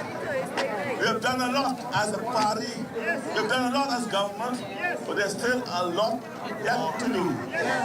Any objective observer will tell you that this country has been better, is the best it has ever been in its whole independent life. Because of where we are in our fiscal status. And we're going to improve on that, and that progress is coming. And I'm the first to admit that yet, all have not yet felt it. Walking through this constituency and talking to the Golden Isles residents, I understand not all of them have touched it. And so our next job is to ensure that our economic success reaches everyone, every household, and that's our next step. Now, Darren, they've given you the chance that you asked them for. Let's take advantage of that chance and let's earn the trust. Because they say they know you, because you fell in love with them. And he was around for 15 years, so they know better. And they chose you. So that means now, let's move ahead, let's earn their trust. What we have started, let's finish. And what else has to be done, let's do it. Yes. And so, PLPs, all the way! PLPs, all the way! PLPs, all the way! What a wonderful night! What a good night! What a good night! I just want to say to each of you, drive safely. Let us go home, rest tonight, wake up tomorrow because the work just began. Thank you very much. PLPs, all the way! PLPs, all the way! PLPs, all the way! Thank you very much. Thank you very much. Well, you just heard the victory speech coming from the Progressive Liberal Party's Golden Isle constituency, starting with comments from the MP-elect for that constituency, Darren Pickstock, who gave thank yous all around to his family, his PLP family, as well as supporters who he said gave them his vote, and that's all 1,873 of them. He admonished his constituents, he admonished PLPs to stay with the party, to work with the party, and that victory in the next general election will be theirs once again. He said he didn't just give me a seat, the voters, that is, but they gave him their trust. Now, we also heard from the Deputy Prime Minister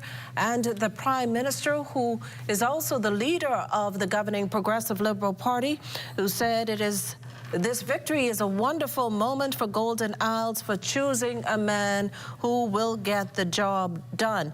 He says he admonished the voters also to take nothing for granted, as winning this seat in the Golden Isles constituency was not easy. They had to get the voters out, he said, but it is a sure sign that democracy has played itself out, and that to his biggest contender, the leader of the official opposition, Michael Pintard, well, it was an indirect jab that, well, nothing beats a failure but a try. He also noted that the PLP is progressing, but that there's still a lot of work to be done, and that the next job is to ensure there is continued action. Now, both Darren Pickstock and the Prime Minister, as well as the Deputy Prime Minister, has promised that now that the votes are in, they are getting down to work as soon as tomorrow. We can also tell you that while he said a lot, but still not much, we heard from the Prime Minister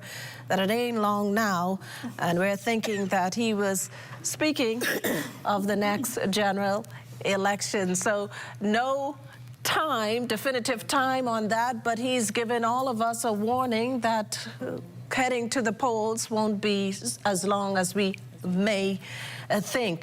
But just to go over those numbers, unofficial numbers, again, Darren Pickstock locked in 1,873 votes for the PLP. That was 48.4% of the total votes. The FNM's Brian Brown, 1,636 votes, and that was 42.2%. The COI, Brian Rolls, 348 votes, and Karen Butler, the only independent in the race, 16 votes. The COI's 348 gave them 9% of the votes. Now, it's important to point out also that Brian Brown received more percentage of the votes than he did last time, and he ran against Vaughn Miller. During that time in the 2021 general election, he received 37.67 of the votes. We also had Vaughn Miller at that time received 50.48 of the votes. We now go to the Free National Movement for a live interview with our Desmond Saunders. Well, a subdued, quiet, somber atmosphere, the Free National Movement, Golden Isles constituency headquarters. A number of supporters disappointed over the results of tonight's by-election. Many of them now looking forward to participating and actually being a part of the election process, the general election process 2026. It's good to hear the youth perspective, joined by Ty Barnaby, Celine Scott. Both of you have been monitoring tonight's results. I want to start with you, Ty. What do you take from tonight's results? I take that it's a good step in a good direction.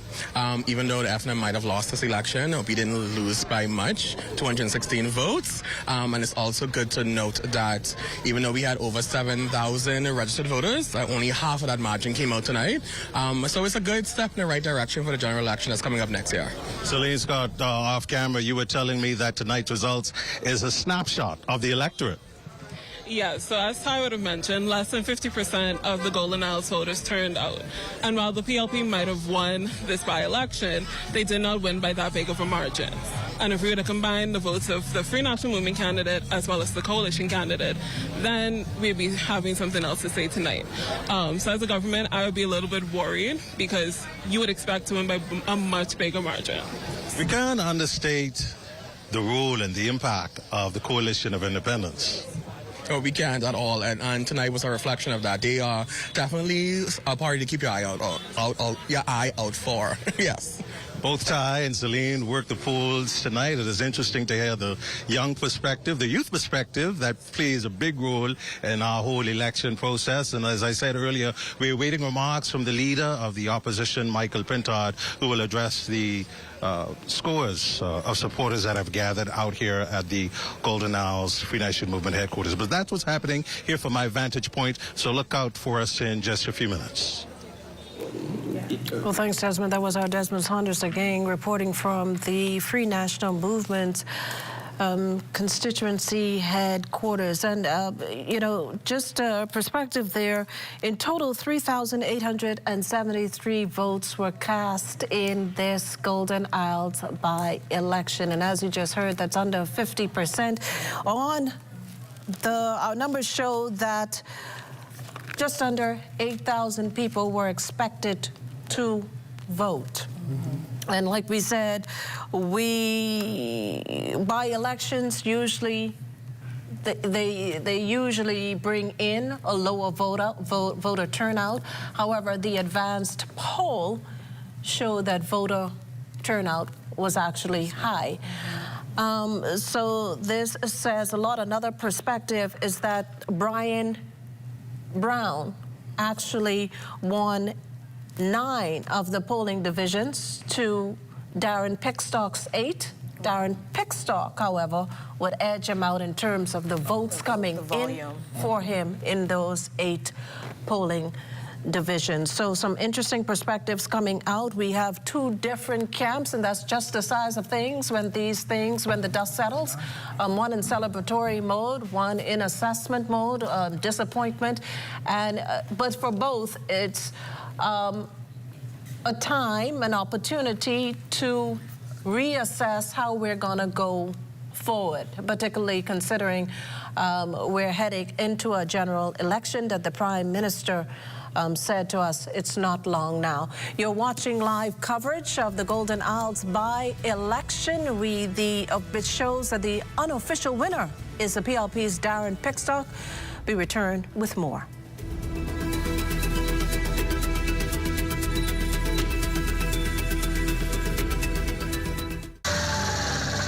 You have enough things to worry about.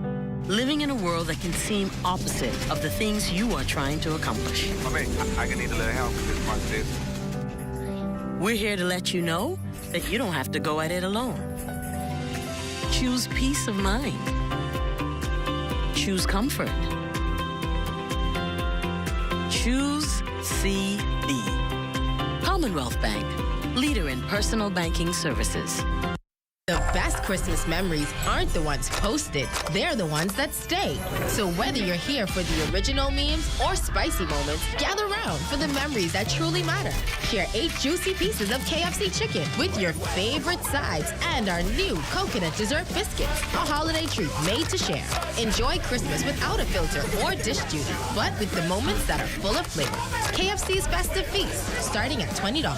Finger licking good. While others see customers as numbers, we see our customers as people, neighbors, friends who deserve more than one-sided connections.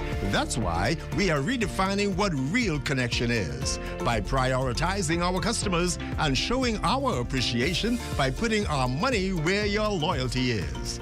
ATC customers, claim your $200 Bahamas Air gift card when you add postpaid mobile to your internet plan.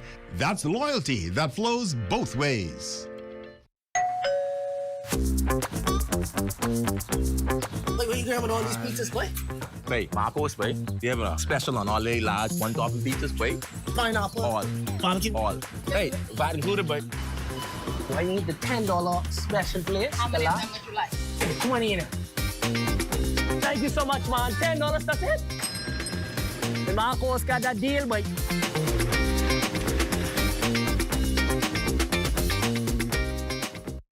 Find your future with certificate courses from the University of the West Indies. Fast and affordable, our courses give you the skills to get hired, promoted, and ahead of the game. Choose project management, supervisory management, law for human resources, business and commercial law, and even technical skills like Canva design, web design, and computer repair and networking. Register now at global.uwi.edu/Bahamas or WhatsApp 456-6687. The University of the West Indies, Global Campus, the Bahamas. Blessings gonna find me here.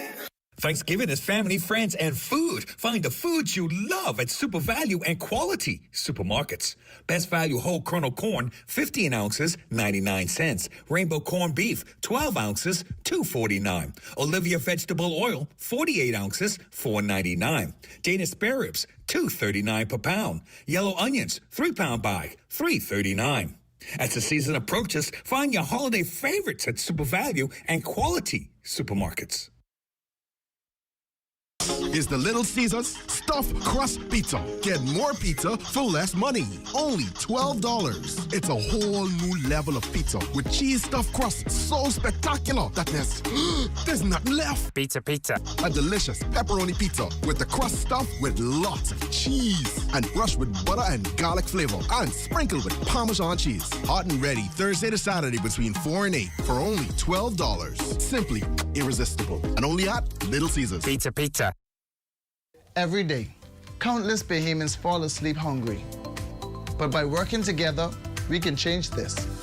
This holiday season, you can spread hope and love by supporting AML's Feed 5,000 program. From November 4th to December 18th. AML has committed $30,000 to provide nutritious meals for the holidays, and along with your gift of any amount, can feed families in need.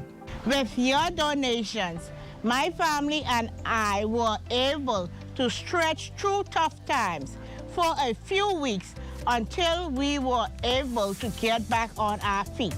The gift cards that we got gives us access to nutritious food when we needed it. So as you can see, your donation will make a huge impact to those in need. Organizations, civil groups, or private citizens wanting to support the Feed 5000 program, here's how you can help. You can purchase a $50 package, donate towards a package, donate in-store at the registers, or contact the corporate office of AML Foods Limited at 677-7200. Donate today at any Solomon's, Fresh Market, Course-Right, Exuma Markets, and Domino's Pizza. You can donate cash or loyalty points. No amount is too small. Hey, Mom, can you look after Kaylee? Sorry, I'll be out for a while dealing with my home and car insurance. What? You know there's a newer way, right? A new way? Where have you been? Look, go to newerinsurance.com, log in, get your quote, buy your insurance, done. You can even use it to manage your claim. Oh? By the way, it's not newer. It's NUA. Where's she been? Do it anyway with NUA Insurance Agents and Brokers.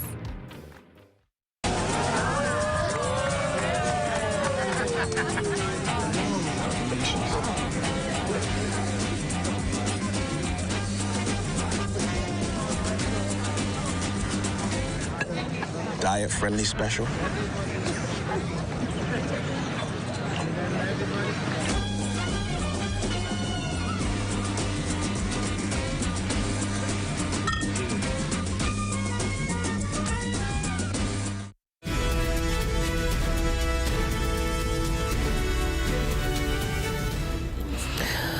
Well, welcome back to our continued coverage of the Golden Isles by-election. And earlier in our broadcast, we heard from around the table the lessons learned from this poll day.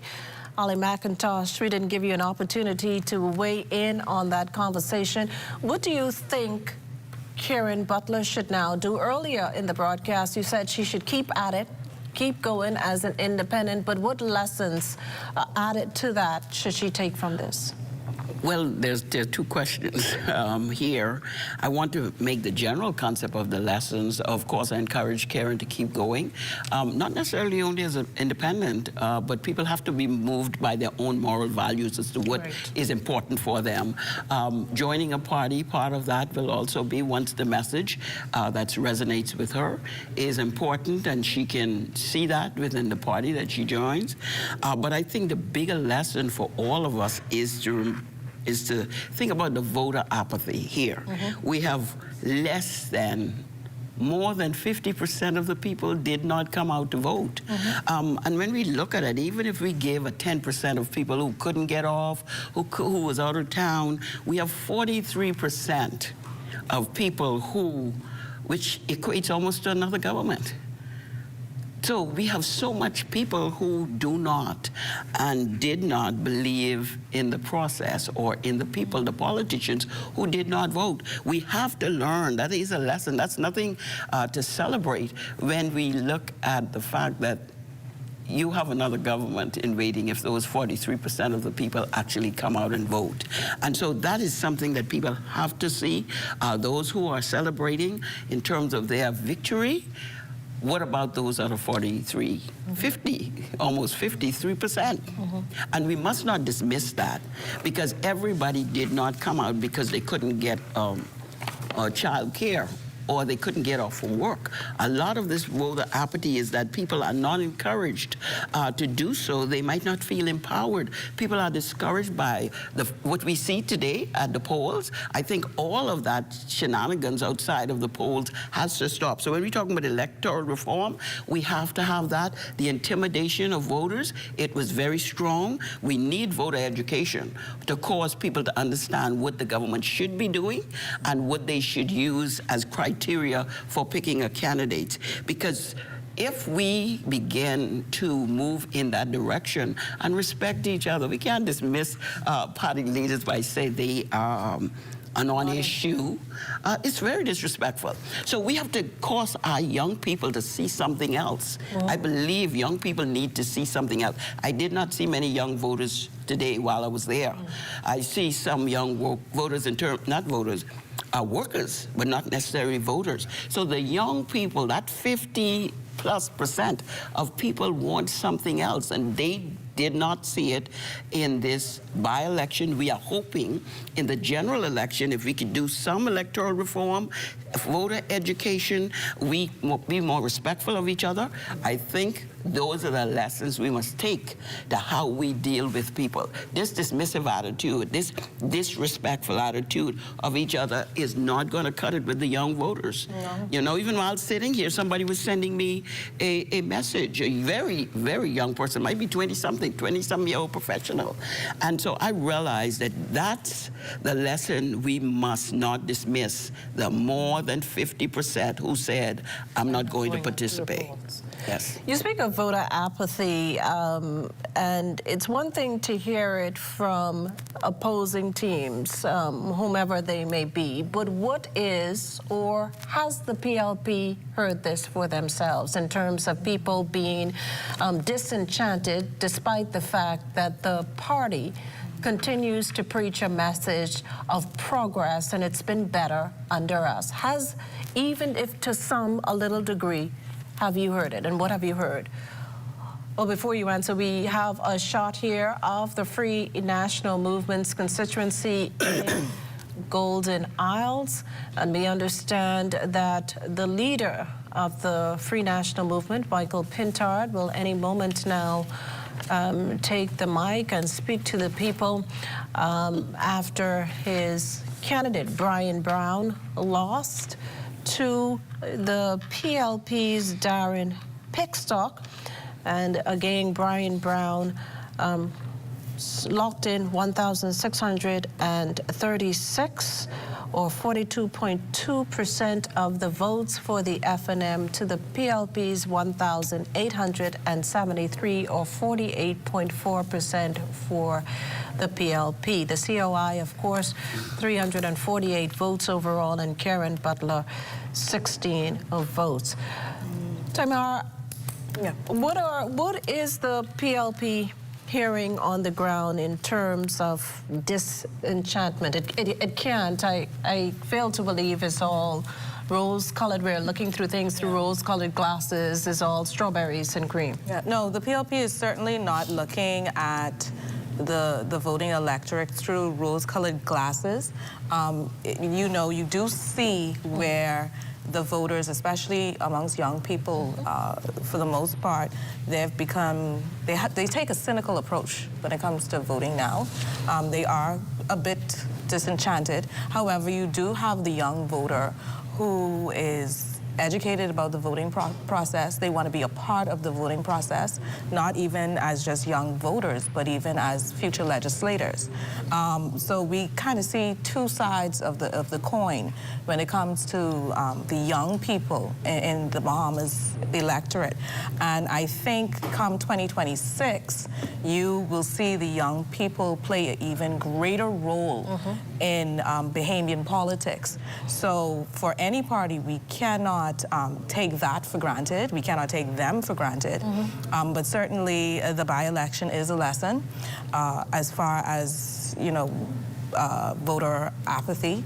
There are many factors to why someone does decide to vote. It could be simple, I couldn't even get it right. But it can be a disenchantment from the entire electoral process.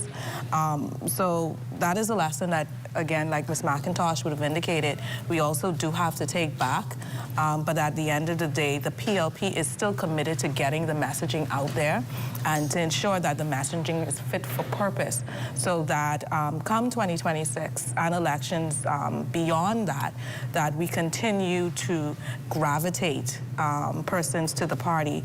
And I do believe it's really a matter of taking the foundation of that party, the policies of the party and modernizing them and being more innovative in our messaging in order to ensure that there's more voters coming to the polls. As an aspiring candidate, you are also, do you see the PLP not so much losing ground to a great extent, but losing some of its hardcore supporters, those who are generational PLPs, and for whatever reason they say, you know what, I'm done with them? Do you see that, even to whatever extent it may be? What I do see is in the PLP, we have more of a succession plan in place. So that actually played out right in this by-election with MP-elect Darren Pickstock, who is a young liberal, or was a young liberal, and he matriculated to being a senator and a legislator, and a very competent member of the PLP government. For the most part, what you also see is that when it comes to the PLP voter, the stalwart councillor, yes, they still remain, they're strong. Our young liberals are very strong. However, it goes back to the PLP messaging and how it translates. And what we also find is that with the younger voter, that it's not so much more promises. They're not just looking for messaging, but they're looking at, okay, what can you do? What have you done? What have you accomplished? And are we within the grand scheme of things? Do we have a seat at the table? And not only do we have a seat at the table, do we have a voice at the table? So that's what we've been seeing in the PLP. And we're not only just taking note of it, but we are formulating a campaign that ensures that that is also placed out there, that yes, the PLP has a seat at the table and young people can be heard.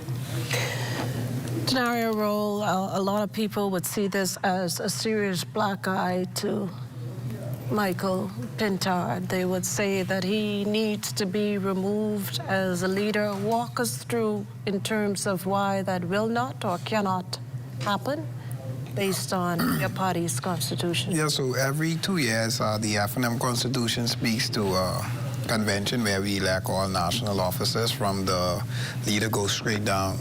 We have been through that process twice. Michael C. Pintard was duly elected on both occasions as the leader. Our constitution doesn't call for election until another year or so after the 2026 election, and so it's just, I mean, it will obviously be political talk because he's the leader, and like I said, here we stand that wear the crown. We have to be able to take the good with the bad, but the reality of it is that only through convention we could change our leader, and I don't see us having a convention or anything of the sort to make such a decision on the eve of a general election. That said, do you think, though, that he has lost some of his supporters, some of the FNM supporters have lost faith in their leader? This isn't the first, this isn't the second, this is indeed the third time. What's that? In terms of him taking his party into an election. This is the second time, I'm sorry, the second by-election, and having lost. Do you think that the support of his supporters would have waned or will wane coming out of this? And just before you answer, we see Brian Brown, I think, Brian Brown approaching the podium. And despite a loss, he still looks quite, quite jubilant. We also see some other known FNMs, including Member of Parliament there, Kwesi Thompson, as well as leader of opposition business in the Senate, Darren Henfield, as well as, of course, the party's leader, Michael Pintard. We also see Shannon Dawn Cartwright, the deputy leader of the Free National Movement, as well as Travis Robertson, who has been ratified as the candidate for the Fort Charlotte constituency in the upcoming by-election. So we go now to Michael Pintard. Bahamians, I present to you our brother, Brian Brown, the man with a heart of a champion.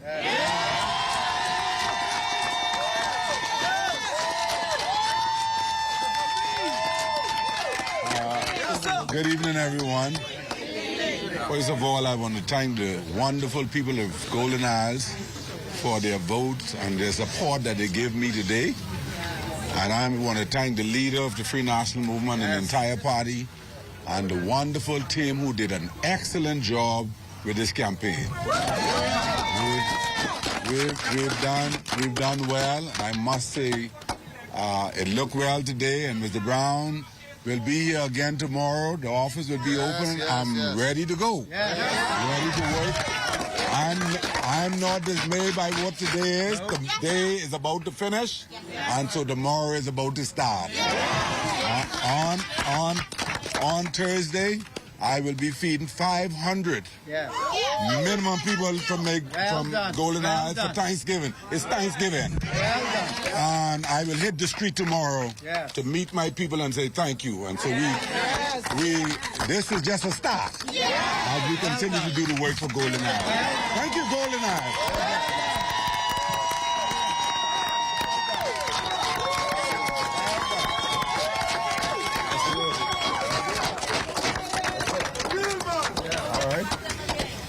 Just before we take any questions that you may have, I'm sure that Brian is willing, I want to make just a few comments. Let me begin, first of all, by thanking the dozens of poll workers, poll captains, and team members of the Free National Movement. Many of you are running on little sleep, but I want to celebrate you and all you did for our movement. Thanks for providing advice and guidance. And we want to thank all of the residents who took the time to support Brian and support our campaign. Amen. You've done a tremendous amount of work over the last few years, and especially in recent months. We realize that this work must continue by the grace of God. Brian has made a commitment to keep his office open and to continue all of the programs that he has started. We recognize that this is a journey. It is but one leg of the journey. And despite this setback, we will continue. This was a close race. And tonight, we fell just a bit short. But I want to congratulate Darren Pickstock and commend his campaign for their victory this evening. FNM's tonight, we realize that there's a lot more work to be done in this country. And so I want you to hear me clearly. This is but one leg to provide better governance for the Commonwealth of the Bahamas. The finish line is in sight. FNMs do not fall. We don't faint.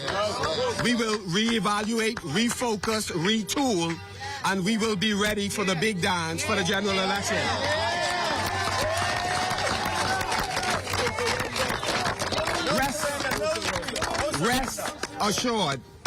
Rest assured, we will be stronger.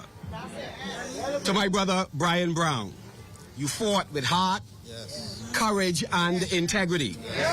You ran a clean campaign. You ran on your record. And we know that you have a heart of a champion. Golden Isles saw your passion, experienced your love. And this movement is stronger because of you. To every volunteer, once again, every resident, every supporter, thank you for playing your part tonight. You walked, you worked, you gave everything you had. And so let me say, the PLP may celebrate tonight, but deep down they know the truth. People are not happy with the direction of this country. Team Golden Isles, we love you.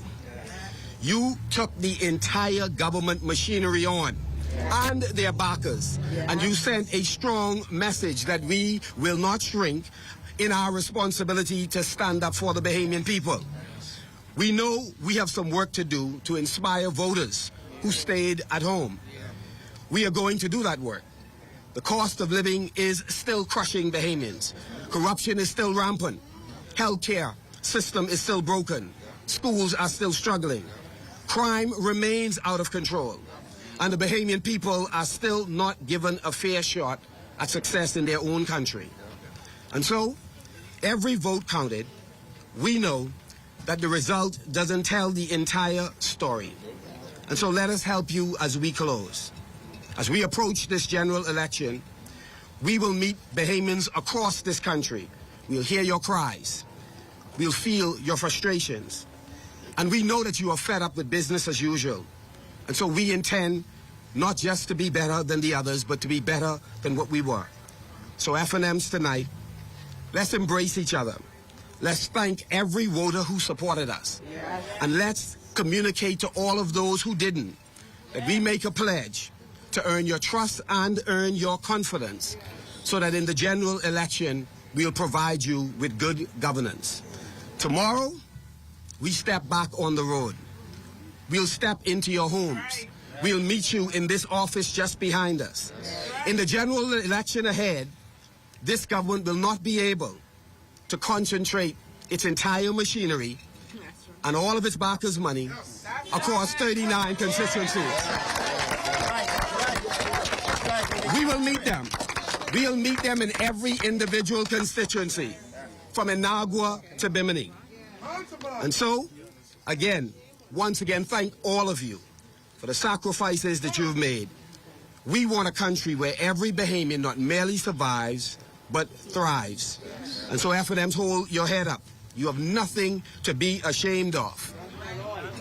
Don't worry about a thing, because every little thing is going to be all right. And so, as I close, I share with you a familiar refrain. No retreat. No surrender. No retreat. No surrender. No retreat. No surrender. F&Ms.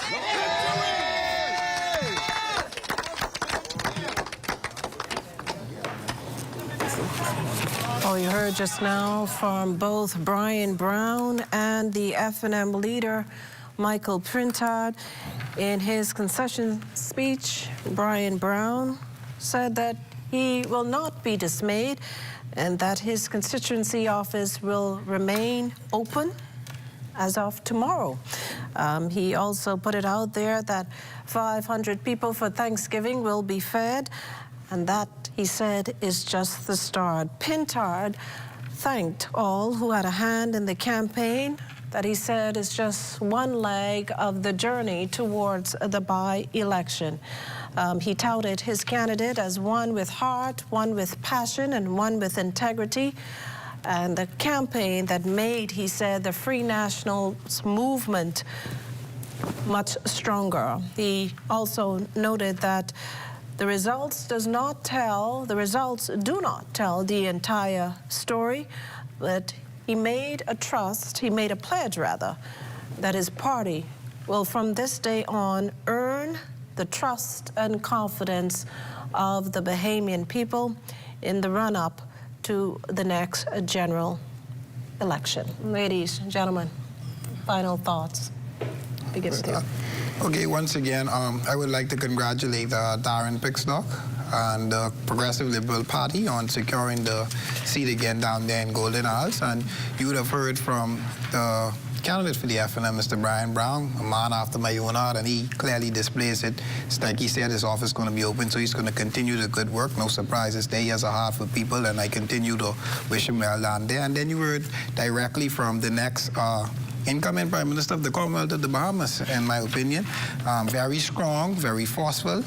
We no retreat, no surrender, and the F&M color is red. And I just simply say we red, we ain't scared, more fire, and that gives us more passion and fuel the passion with our Working For You campaign that you could see Brian has on display, and other candidates will be bringing to the forefront. And so we go back, put in the work, and we continue to win over the hearts and minds of the people as we head into the 2026 general election.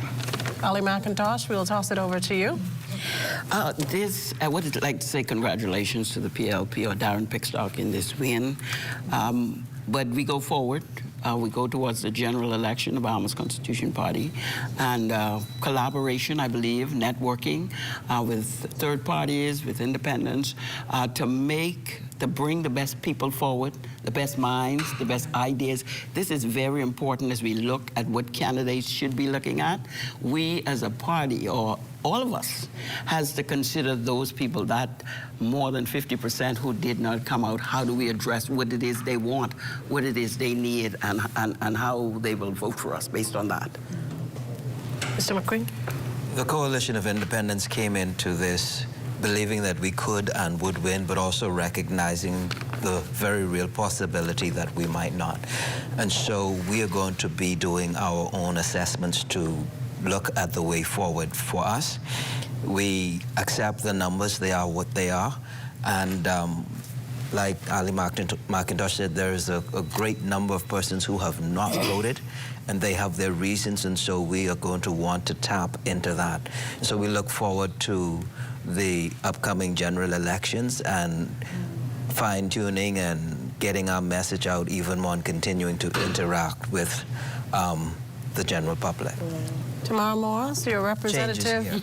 You're a representative of the winning party. Yes. Oh, well, I definitely want to congratulate my brother, the MP-elect, Mr. Darren Pickstock. Knowing him, I just want to reemphasize he is someone committed to the work. He's committed to the constituents of Golden Isles. And, you know, it is safe to say that the people of Golden Isles have spoken, whether through casting their ballot or not casting their ballot. They have spoken. The mantra remains for the PLP that the work continues. It starts tomorrow as far as not just Golden Isles, but the entire Commonwealth of the Bahamas. Even though it was a low voter turnout, it is a signal that the PLP government is strong, and the people are remaining committed to the mandate of this administration, and the same remains true for the PLP. We remain committed to the people. Well, this, of course, was the Golden Isles by-election, a high-stakes dress rehearsal, you can call it, to the big dance, and it's anyone's guess when that big dance will take place. But as the Prime Minister has said, it ain't long now. Well, I thank my panelists, Denari Rowe from the Free National Movement, Tamara Morris from the Progressive Liberal Party, Stephen McQueen from the COI, Ali McIntosh as a representative of the Independent. And I just leave you with this note that Denari has agreed, he lost a bet, and he will be accompanying Ms. Moss to the PLP's victory party. She actually has a PLP hat waiting for him right under the table to put on his head. He may be stitching, but he'll be attending the party. We thank you so much for joining us on this broadcast, and from all of us behind the scenes, in front of the lens, good night.